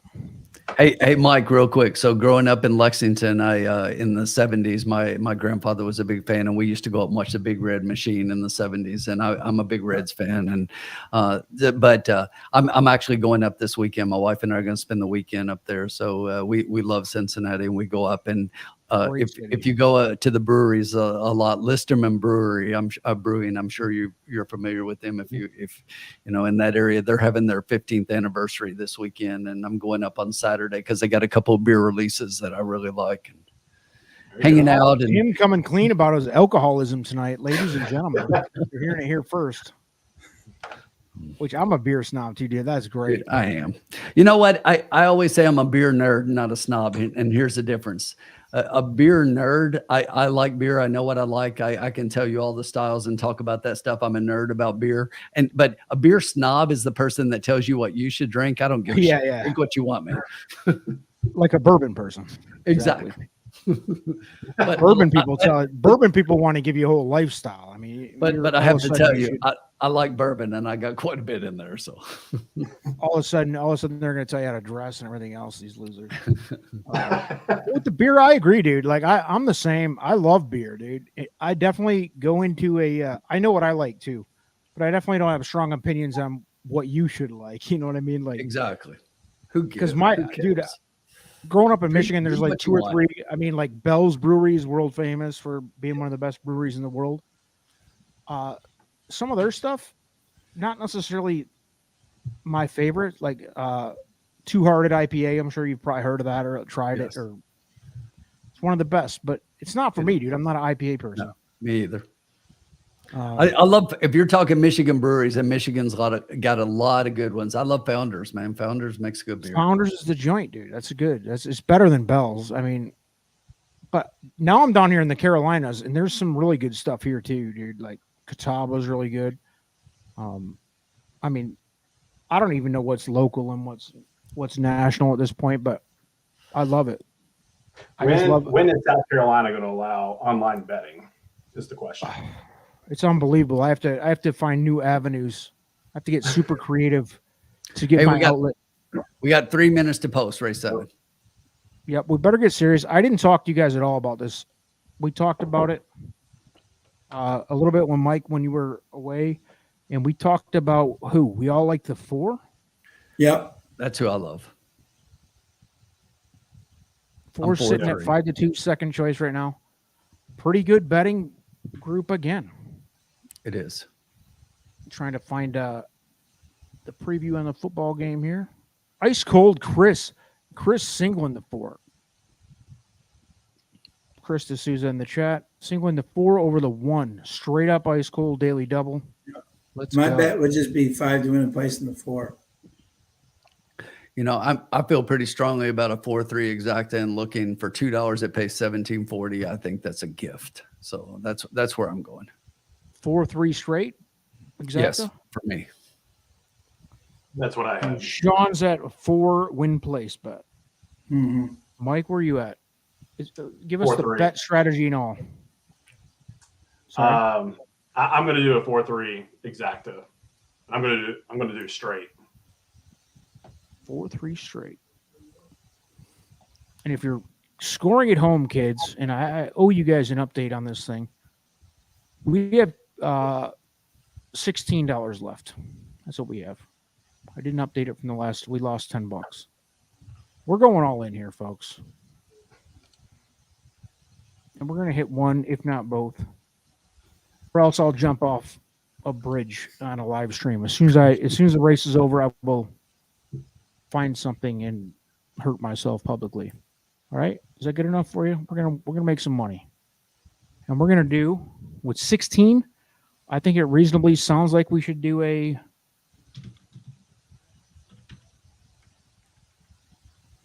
Thanks, Marla.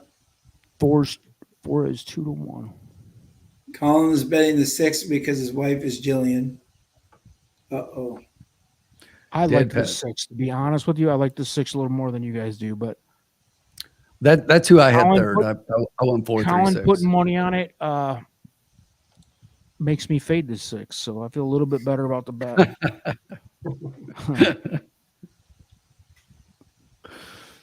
The 6 looks good.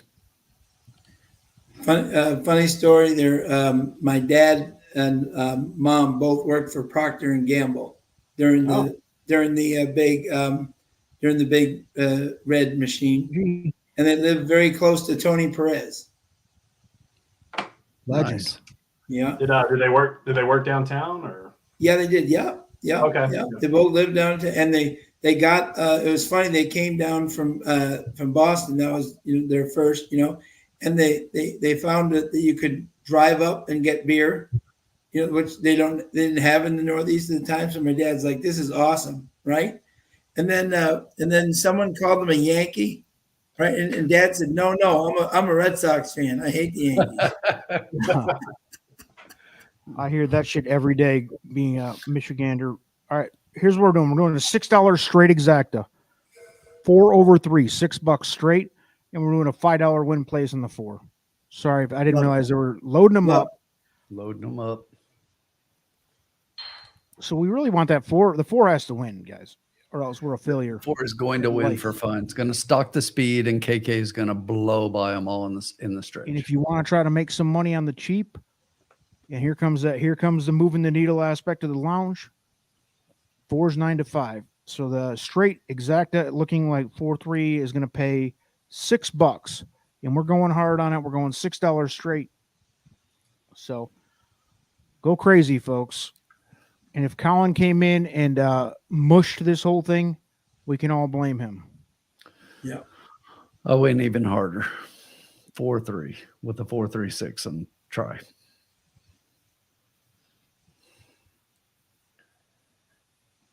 There goes Emma.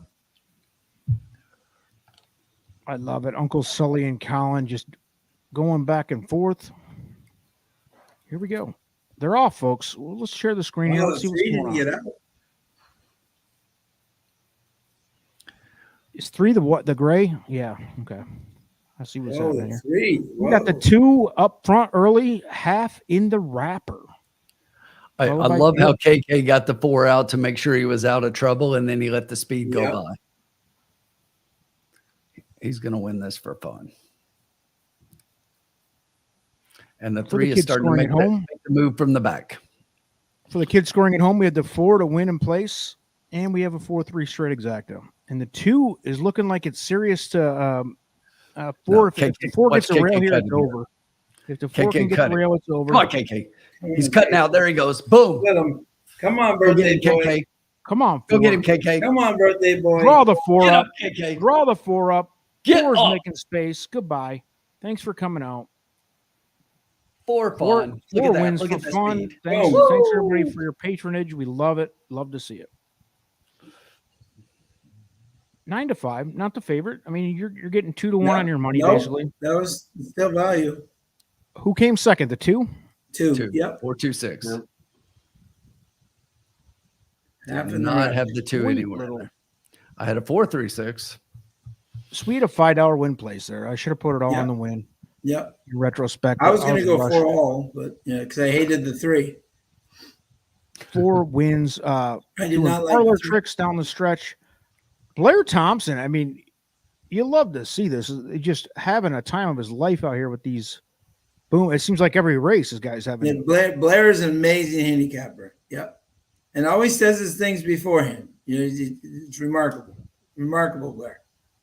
Happy birthday, Kelly! Kelly Happy Costello. birthday, Kelly.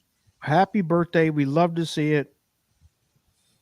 Yes, happy, we are, healthy returns. We're here for the ponies, baby.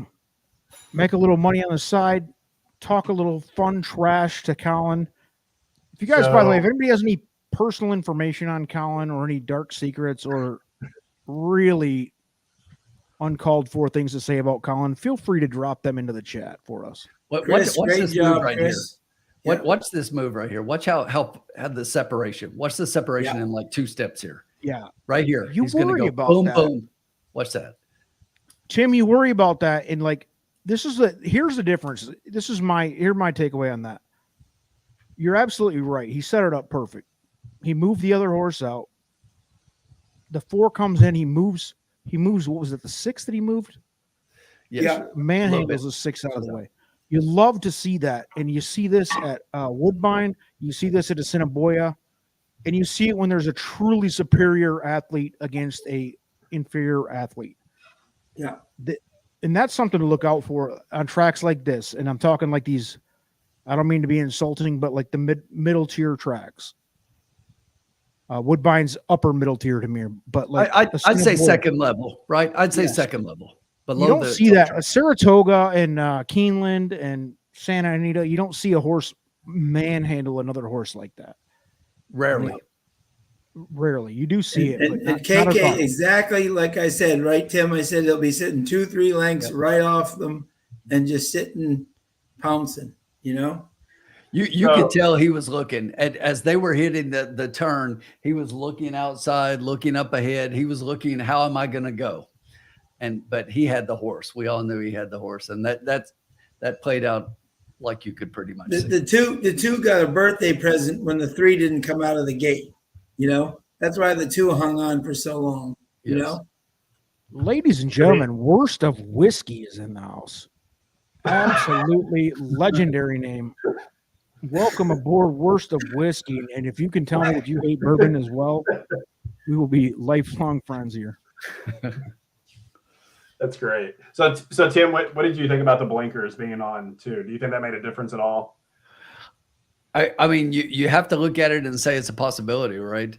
Yeah. That it could have made a difference because it made the horse focus maybe. And look, I said they were searching, and I think they were, but maybe they did find it. But I think it probably made a difference because that horse has, if you look at the running lines, that horse has not done that well in that kind of race, like hanging, being on the front for those kinds of times. 560 and 320, the payouts for the win place on I'm a Beast, the 4 horse. Yep. Kaz Camiro, which is Sean has a bust of Kaz KK carved out in the front lawn. Yep. When he pays the help to come out and trim the lawn up, they have to polish the KK statue out in the front. Yep. The entrance area. Did you get that KK tattoo yet, or that's still in the works? No. Which one of them? Which one of them? Yeah, it's too many. Yeah, let's not even talk about asking him to. Well, you clearly can't show the one, Sean. You can't show the one. Right. Yeah. Right. No, this is a kid show. Yeah. This is a family show. Yeah. Yeah. Witten coming in hot with that legendary Mr. Automatic name. There is a big history on that. Mike, were you on there when? I think that happened initially. Was it the Derby live feed when Matt DeSantis was? It was a Derby. Yeah. It was incredible. Like Kentucky Derby. Yeah. Live stream. Yeah. I was at the Kentucky Derby. I was not watching at the time. Oh, well, it might have been that live feed. It might have been something else, but this guy was unbelievable, Mr. Automatic. If it wasn't you, maybe we should just leave. Maybe it was you. It's a big mystery, though. Amen. Yeah. He came in hot, and he was. But he actually hated the card more than us, so that was actually a plus. He said, I think he said, "This sucks. This is boring." But he was in there for like 3 hours. And then he was like, all horses just break apart and die. You guys are murderers. Like, he just went all just as bad as you can get. But a legend was born, a star was born. And Mr. Automatic will go down as one of the greatest in the comment section ever for any channel, really, not just ours. Worst of Whiskey, great question. I think he's asking. I'm trying to rearrange the words here. Maybe I've had a couple drinks, but I'm fading him. I think White Abarrio is very much live. I mean, I don't think he's. I think there's 2 or 3 maybe better choices, but I think if he was on the Tim loves him, right? Tim loves it. Yeah. I'm a fan. Listen, I mean, its speed figures are there, and it's always an advantage because I think the best horses in the race outside of White Abarrio are 3-year-olds. And if you watch the Breeders' Cup Classic for 25 years, like I have, 3-year-olds don't win very often, babe. No, they just don't. No. Yeah, it's Arcangelo's supreme beast out here, right? Right. That's going to be the favorite, deservedly so. The only reason I don't like White Abarrio, and I'll tell you why, right? If it was on the East Coast, I would give him a better chance. If he was on the East Coast, I'd give him a better chance. But I will say this. If White Abarrio runs that Whitney like he did, right? And Arabian Nights out there with him and Archangelo's out there with him, he's not getting that little 48 and whatever pace. That Whitney was so slow with a turtle. Could have won, you know what I'm saying? He stole that, like on the lead. He's not going to get that pace on the West Coast in Santa Anita. You know, so I would like him much better if he was on the East Coast. I think he would have a much better chance. But on the West Coast Santa Anita track, I just don't think he's going to hold up. You know, that's just my. I don't hate the horse. I think the horse is talented. I just don't like him in that setup. It's funny this came up because I'm putting out, and I slaved over this thing all day today, the top 10 contenders right now. And it was really easy for me to pick out the top 8 contenders. And then the last few are a little bit of a struggle. You know, I was sitting there with Country Grammar, who I just heard has been put out to stud now. And I'm looking at like Forte and some of these horses that have been great, but bad recently. You got Blast in the Past like Taba. You got, I mean, I don't know. Arcangelo is clearly the favorite right now. You got White Abario. You have, I think Arabian Night's a monster. It's going to be a fun classic. There's not Flightline this year, unfortunately. I mean, you can't have a Flightline every year. But No, the trade-off is a really good rate. I think they're a really competitive classic. But I like White Abario, man. I do. I like the horse a lot, and I respect what Sean said, and I'll tell you, horses struggle going west to east, east to west. It's a known thing, and you know, horses do better on one coast than the other, and Sean's absolutely right. But I do think that this horse, he's definitely coming into his own. If you look at his last few races, the horse is actually increasing in buyers and getting better. And it's rare for a horse to be at the point he's at and still be improving. But I think he's kind of found his gear and his niche, and he's going to be competitive. But look, I love Arcangelo. Everybody knows it. Even, you know, going into a couple weeks ago, I was all over singling Arcangelo. I thought the horse was going to win for fun, and I think won comfortably. But it's like that. I think it's just like Ombre just said. I think it's going to be a great race. I really do. And in races like this with this many good horses, and I think we can have a really good one. It's going to depend on what people do in the trips and how it sets up. It's like that every time. It's just like the Derby. Best horse doesn't always win. It's all about the trip. No, I said it in my tweet, and I'm staying with it. I still think when it comes big money, Mike Mandela, I still think go. I know 3-year-olds don't always win. I think that horse looks like, even in that loss on the rail, right? That was only his 4th race at 1.25 miles. I know he's tired, but even Mike said that he's going to get something out of it.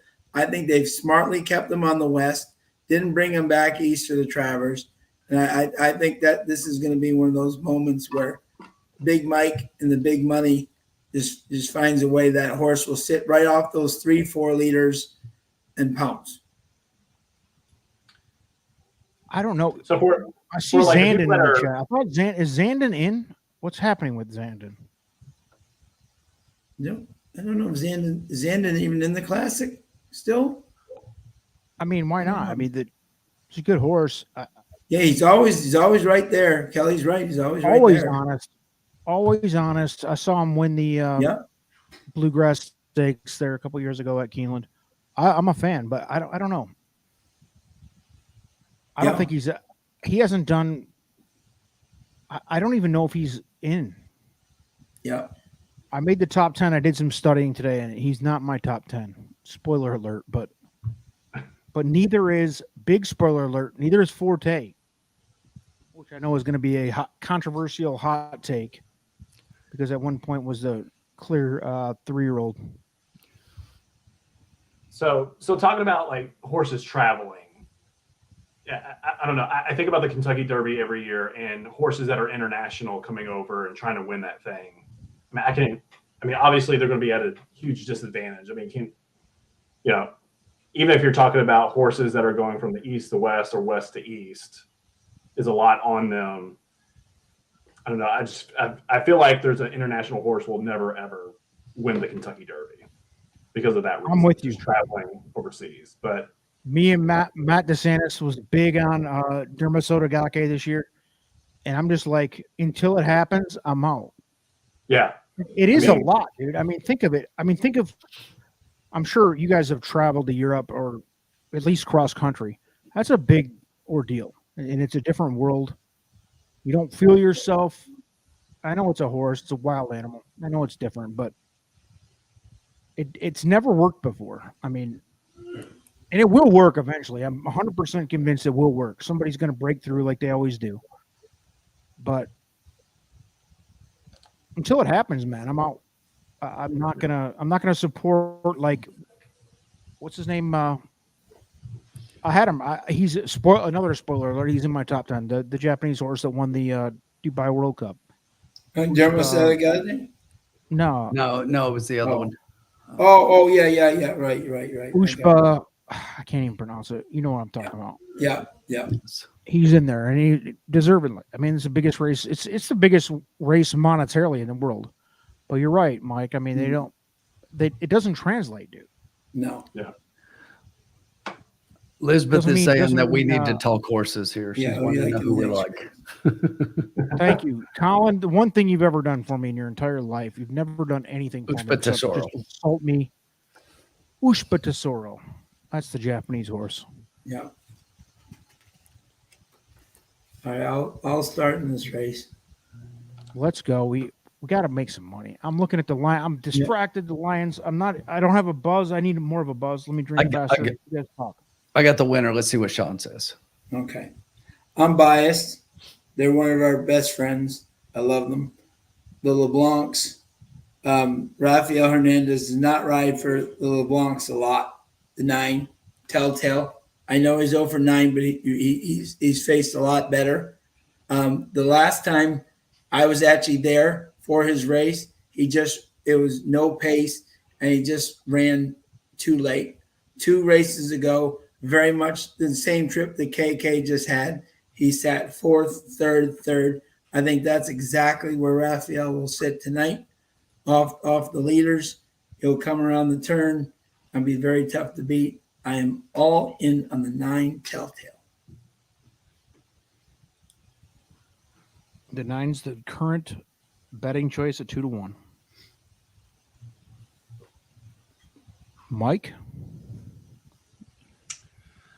I kind of chalky here, but I wrote down 8-3 for this one. You wrote down what? Sorry, I couldn't hear you. 8-3.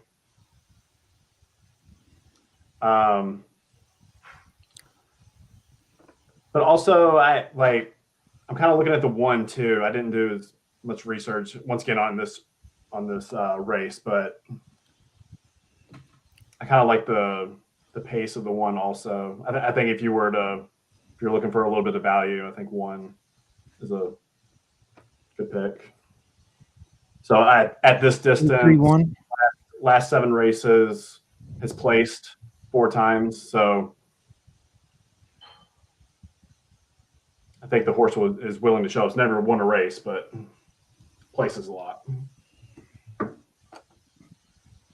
Tim? All right. So I'm with Mike on the top pick. I actually have the 8 on top, and when I looked at the 8 and the 9 here, basically, if you look, I mean, they were in the last race together, and the 8 bested the 9 in that one. I think the 9 is just like Sean said, the 9's going to try to come from off the pace. But, KK in that last one was, he did a good job, but speed is holding really well tonight. And I like, because speed is holding, I like the 8 in here. I think the 8 has a legitimate chance. And if I'm looking for somebody at a price underneath, I like the 3 here. I like the 3 a lot to potentially get a piece. I'm going to play against the 9 going for second. If you look at the 8 and the 9, where they've run about the same amount of races, the 8's finished second 3 times, and the 9 likes to finish third. He likes to finish third, and that's about the best he's done. But I really think that the 3 here, if you look at this is a maiden $10,000 race, and this 3 has been racing against much, much better. And on the drop, I think that even though you can look at those lines and maybe not see it, I think on the drop, the 3 has a legitimate shot here. So I'm 8, 3, and 9.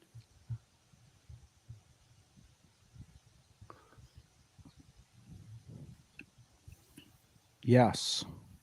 I'm thinking out loud, and I happened to glance up at Brett's comment right here, and that makes a whole hell of a lot of sense here. Yep. I Because agree. that kind of encompasses all three of your thoughts. I agree. I know it's not the sexiest thing because there is more to be made if you sternly believe in any of those as a favorite. But I mean, again, we got a balanced field. You got a 5-2 favorite, 9-2, and 10-1 on the three. Are we leaving anybody out here? We need to finish with a win. And by the way, here's your updated bankroll. We did win some money on the last one at $28. Yep. We hit that $5 win place on the horse to win place last race. Paid us back a little bit. We do have some room. Let's go. Do we need to put anybody? Do we need to go 389 over 3891, something like that? Because I mean, I see a lot of one interest. I'm looking Yeah, again. the one's starting to get hammered a little bit. The 4 has dropped in class. I want to win for the team here. I want to go out a winner right before my Lions shock the world against KC here. But 389, it's hard to get around it. So if I was adding one more horse, I would add in this order. This is the way I would add horses. I would add 4, then 5. And the thing about the 4 is the 4 was claimed 2 races ago. So you got first awful claim on the last race. So that's always something that some people that the trainers will struggle with a little bit, figuring out the horse and how it fits. And that line doesn't look super sexy, but it's better than I think it looks. And the horse seems to have been wide throughout. So, and again, on the turf, and now the horse is jumping on the Tapeta, and the horse has some okay works on the Tapeta. When you look back, like that workout on the 25th of June, for example, that's a smoking work on the Tapeta at Woodbine, and the turf to synthetic route for this trainer is okay. Not a great ROI, but enough to where if that's the winning ROI, I think they're in the money even more. So if you look at maiden races like this, one thing I always do is make sure you look at the horse that has a lot less races. In here, it's those two. It's the 4 and the 7. And the 7 to me is a throwout. I don't like the 7 at all, but the 4 I think probably has a shot. And you always look for somebody to step up, and that's probably your horse. So let me run this back. You said the add-ons were 4 and 5? Well, I would add them in that order, but I don't think the 5 is going to get a piece. I really don't. I think it's 4. So if you're going to add anybody for second beyond the ones we talked about, the 4 you were asking who we would add, the 4 would be the only one I would add. Shotty's in the house. It's about time. Shotty. Show up for the last race. All right, so I have an idea for a bet here. It's a key box exacted, not try. And we're going to put the 8 on top, key box. Now, the horse can get second. I'm not talking the horse doesn't have to win. 8 with the 1394 kind of encompasses everything with some prices. That's an $8 for a buck. And you mentioned the 7. The 7 you said. No, I said the 7 I don't like at all. I said I always look at the horses that had the least races and maidens to see who can possibly make a big step up. I think it's the 4 here, not the 7. All right, so here's what I'm putting out there for the kids at home. You do the 8 with the 1349, which is an $8 bet for a buck, and then you run it backwards with the 9 over the same combination of horses. So you're running it 2 different ways with the 8 on top key box and the 9 on top key box. That way, if it comes 8-9, you win both bets. If it comes 9-8, you win both bets. And if you get a price on top and either one of those bets, you win. Or we can just play it straight. What do you guys want to do? You want to gamble, play straight? Or do you want to play a more conservative angle like I just mentioned and try try to cover for a smaller profit. I mean, Sean was hard on the 9 to win. You, Mike and Tim both on the 8. We could just keep it real simple, or we could try to, get cute. It's up to you guys. We said we were gonna, kind of do this as a committee. So let's cover everybody with the way you just said. I like that. 3, 8, 9, like that. Is that how we? 3, 8, 9. Mike had the 1 in there, which I also think is interesting. Mike, you put the 1 in third, right? Yep.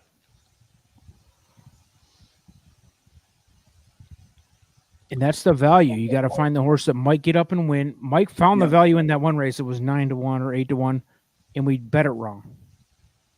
And I'm a big believer, by the way, that that kind of encompassed my whole belief against the quote unquote brass of handicapping. You have to be able to bet smart too. Like, betting is at least as important as handicapping.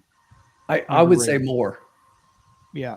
So to leave a horse like the 1, if you really think you can get there in a key box situation, maybe he hits the board, maybe he doesn't, but at 9 to 1, that's value, babe. By the way, shout out to my dad, who's third right now in the stable duel. Oh shit, I don't think I'm performing well in the Woodbine.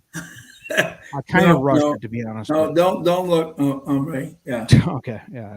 Yeah. I don't think my confidence can take it. You did fantastic in Kentucky. Winning 2 days in a row, I won a bunch of money. So. That's right. Yep. Feeding the kids 1 game at a time.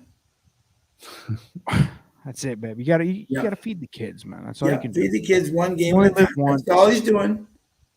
That's all my boys doing. We got the tomahawk chops going. We got the Chiefs. It's getting rowdy up in here. I'm gonna have to depart here soon. What are we doing, guys? I got bets in me. I got $28 in my account. I matched it up. We got to win, babe. We got people depending on us. Should we give it to the group? Who wants? Anybody in the group want to volunteer? We got $28. $4 exacta bucks, like 389 for them. Charles Beast has the 2 win play show, which none of us like. That's not going to happen. D'Souza likes the 1. The kickoff is off, baby. The Lions are getting the ball right now.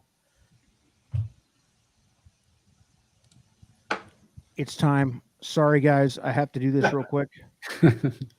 Lions Nation underway. Bumble. Kansas City ball. Lions get the ball first. Let's go. Jared Goff, most average quarterback in NFL history. Good team around him, though. 2 minutes of post. We got a sleepy horse. Does Colin have a sleepy horse? Listen, I got $28 burning a hole in my account, and I'm all in with whatever you guys say. Somebody step up and do it. 8, 9 exacta box. No. 389 or just 8-9? 8-9? What do you think, Tim? $4 exacta box, 389 or just 8-9? I thought it was definitely those 3 horses, and I could see the 9 winning. Me personally, I like 8-3 over the 9, but therefore I think I'm saying you got to box them. Yeah, box. Yeah, $4 exacta box, 389. You with a 389 box seem reasonable to you? Now that Tim kind of pointed out this 4, I've been watching some videos on the 4 too, and on the last couple of races, like 4 close is pretty hard. So, here we go, and looks good. Yeah, you can do it. You can do an exact box 489. I'm going with my gut with my personal bet, and just to let you know, I'm doing an 8-3 exacto with an 8-3 with 4-9 try. God damn I you guys! I would say a 9-8, 9-8-3. We're going 389 389 box, dude. That's Yeah, I feel That's like yes, that makes sense. I think it's a good bet. I think that covers it. I don't think anybody's unhappy with that. Nope. Right? No, and the only thing I said, remember, I'm saying the 4 for third. That's it. I'm saying 8-3. I think 8-3 is a solid exacta. That's what I'm playing. I'm playing it that way straight. We're doing a $4 exacta box 389, and they're loading them, folks. But I felt strongly earlier. My horse was like last, so don't listen to me. Listen, it's all on the line here. We got $28 left. We're either going home winners or losers. I'm looking at the loser Chiefs on TV right now. Lions went 3 and out, by the way. $28 on the line. It's a $24 bet we just made with the 489. I'm sorry, 389. Let's go, baby. Let's get this win. Let's get it home for the kids. You guys are stressing me out. By the way, exact 5, 83495. Say it again. 83495, exact 5. We need to hit one thing and one thing Right only. there, Folks. Rafi. 389. Okay, right there. Is Kelsey playing? Right there. Shoddy, don't even say go Chiefs. You're sickening to me. They've won the Super Bowl 17 times. Get over yourself. Have a little respect for the people who haven't won a Super Bowl ever. 8 horse up top, by the way. Let's go. 8-9. Come on, 8. Just also wanted to say shout out to, I think it was Elizabeth, for keeping us on track. Who's keeping us on track? Sorry, Is it Elizabeth? Is that who? Yes, yeah, keeping it rolling. Forward momentum, folks. Here's what 8 Sean was horse. talking about. The 9 was going to set the trip and pass them all, and it looks like he made Come on, it. Rafi. Come on, 8. Come Shake on, him loose, Rafi. 8. Come on, 8. Kevin Federline on, is done. Rafi. 8 horse is done on the rail. Come on, Rafi. Come on, 8. Get up, 3. Come on, 3. We're looking No at rally. looking No at rally 9-8. on the 3. We got 8-9. We're looking We at got 9-8. 8-9. We got 8-9. 8-9. Come on, baby. Shoddy, I Yeah, hope but you. I Shoddy, I thought hope 8 you bet was it. done. He's battling back like a monster. Shoddy, I Come hope you on, bet 8. it. Stay up. Yes. Come 9-8. We won. Shoddy told me, she said she had $5 in her account. What should she bet? I said bet a 8-9 exacta straight for the whole $5. You better have done it, Shoddy. God damn it. You don't come into a place like the lounge, ask for advice, and then not take it, babe. That come 9-8, right? Yeah. I thought it was 8-9. No, 9-8. Did the 9 get up? Mm-hmm. I I don't wish know. it was 8-9. 8-9 would have been better, but we'll take it, babe. Not that much different. $13 exacta versus 11. Listen, I need to win 8-9 for Shoddy though, she said she bet it. but it needs to be 8 on top. No, I think 9 clipped them. Look at that defense. The Lions getting in, baby, coming in hot. The blonde bombshell, Alex Anzalone with the sack, or with the hurry at least. I don't know. 9 clipped you. Brett Glotzer, listen, we've had a lot of good news coming out of the chat, guys. You'd love to see it.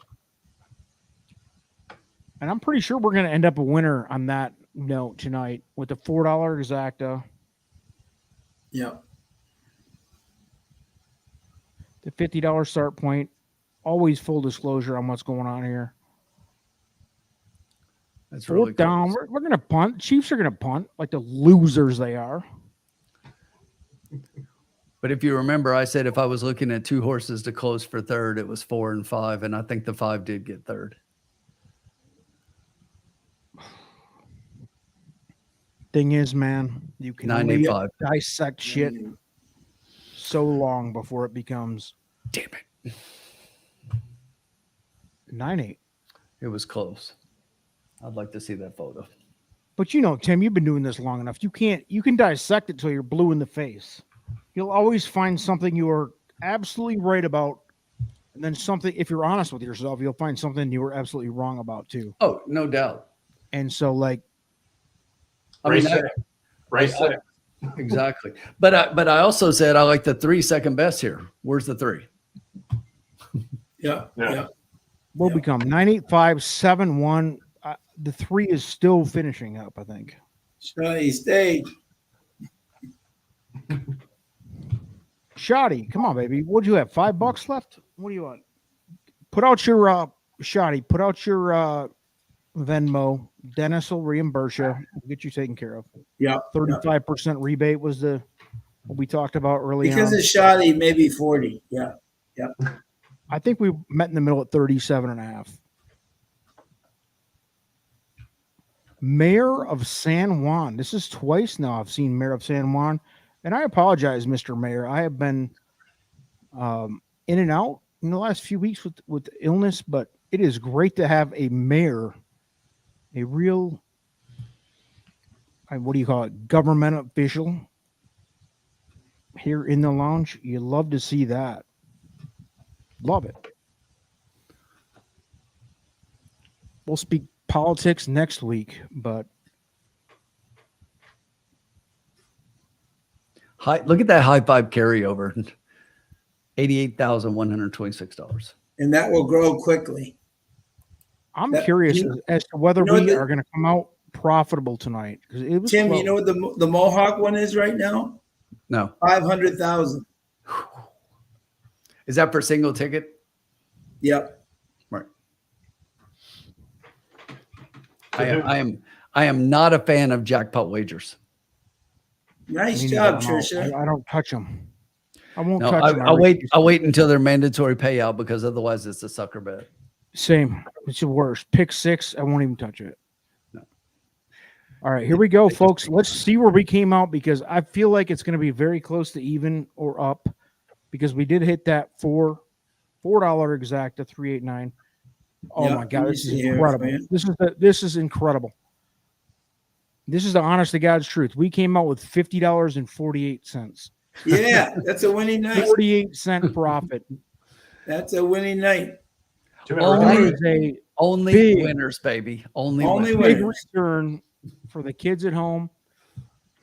Listen, maybe next week we'll give out some advice what to do with that 48 cents. We can all work together and try. Trish came out a big winner. Nice job, Trish. Yeah.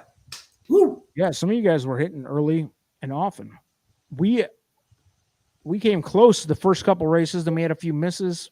Had a good night overall, though. I felt like the capping was better than the result, but yes, if we just would have hammered that 6 horse early, Mike, we would have been in good shape, babe. A first, third, and fourth in the first week. Not terrible. Not terrible. At least we were around it. Exactly. Well, folks, I can't lie to you. I am getting engaged in the NFL game here that's starting up. I'm sure a lot of other people are too. Hopefully, you put your life savings on the Lions cover tonight, maybe on the money line. They are going to win outright. So that was time, guys. Always good luck to your Lions, my man. Yeah, man. Appreciate it. We'll talk again next week. We'll do it Woodbine. We're coming back at you. Absolutely. Thank you, Tim. Thank you, Mike. As always, my friends. Good times. Enjoyed it. We made 48 cents for the kids at home, so it's a big win for everybody. Love it. Love it. See you guys. Thanks for coming on. Thanks for tuning in. Peace out.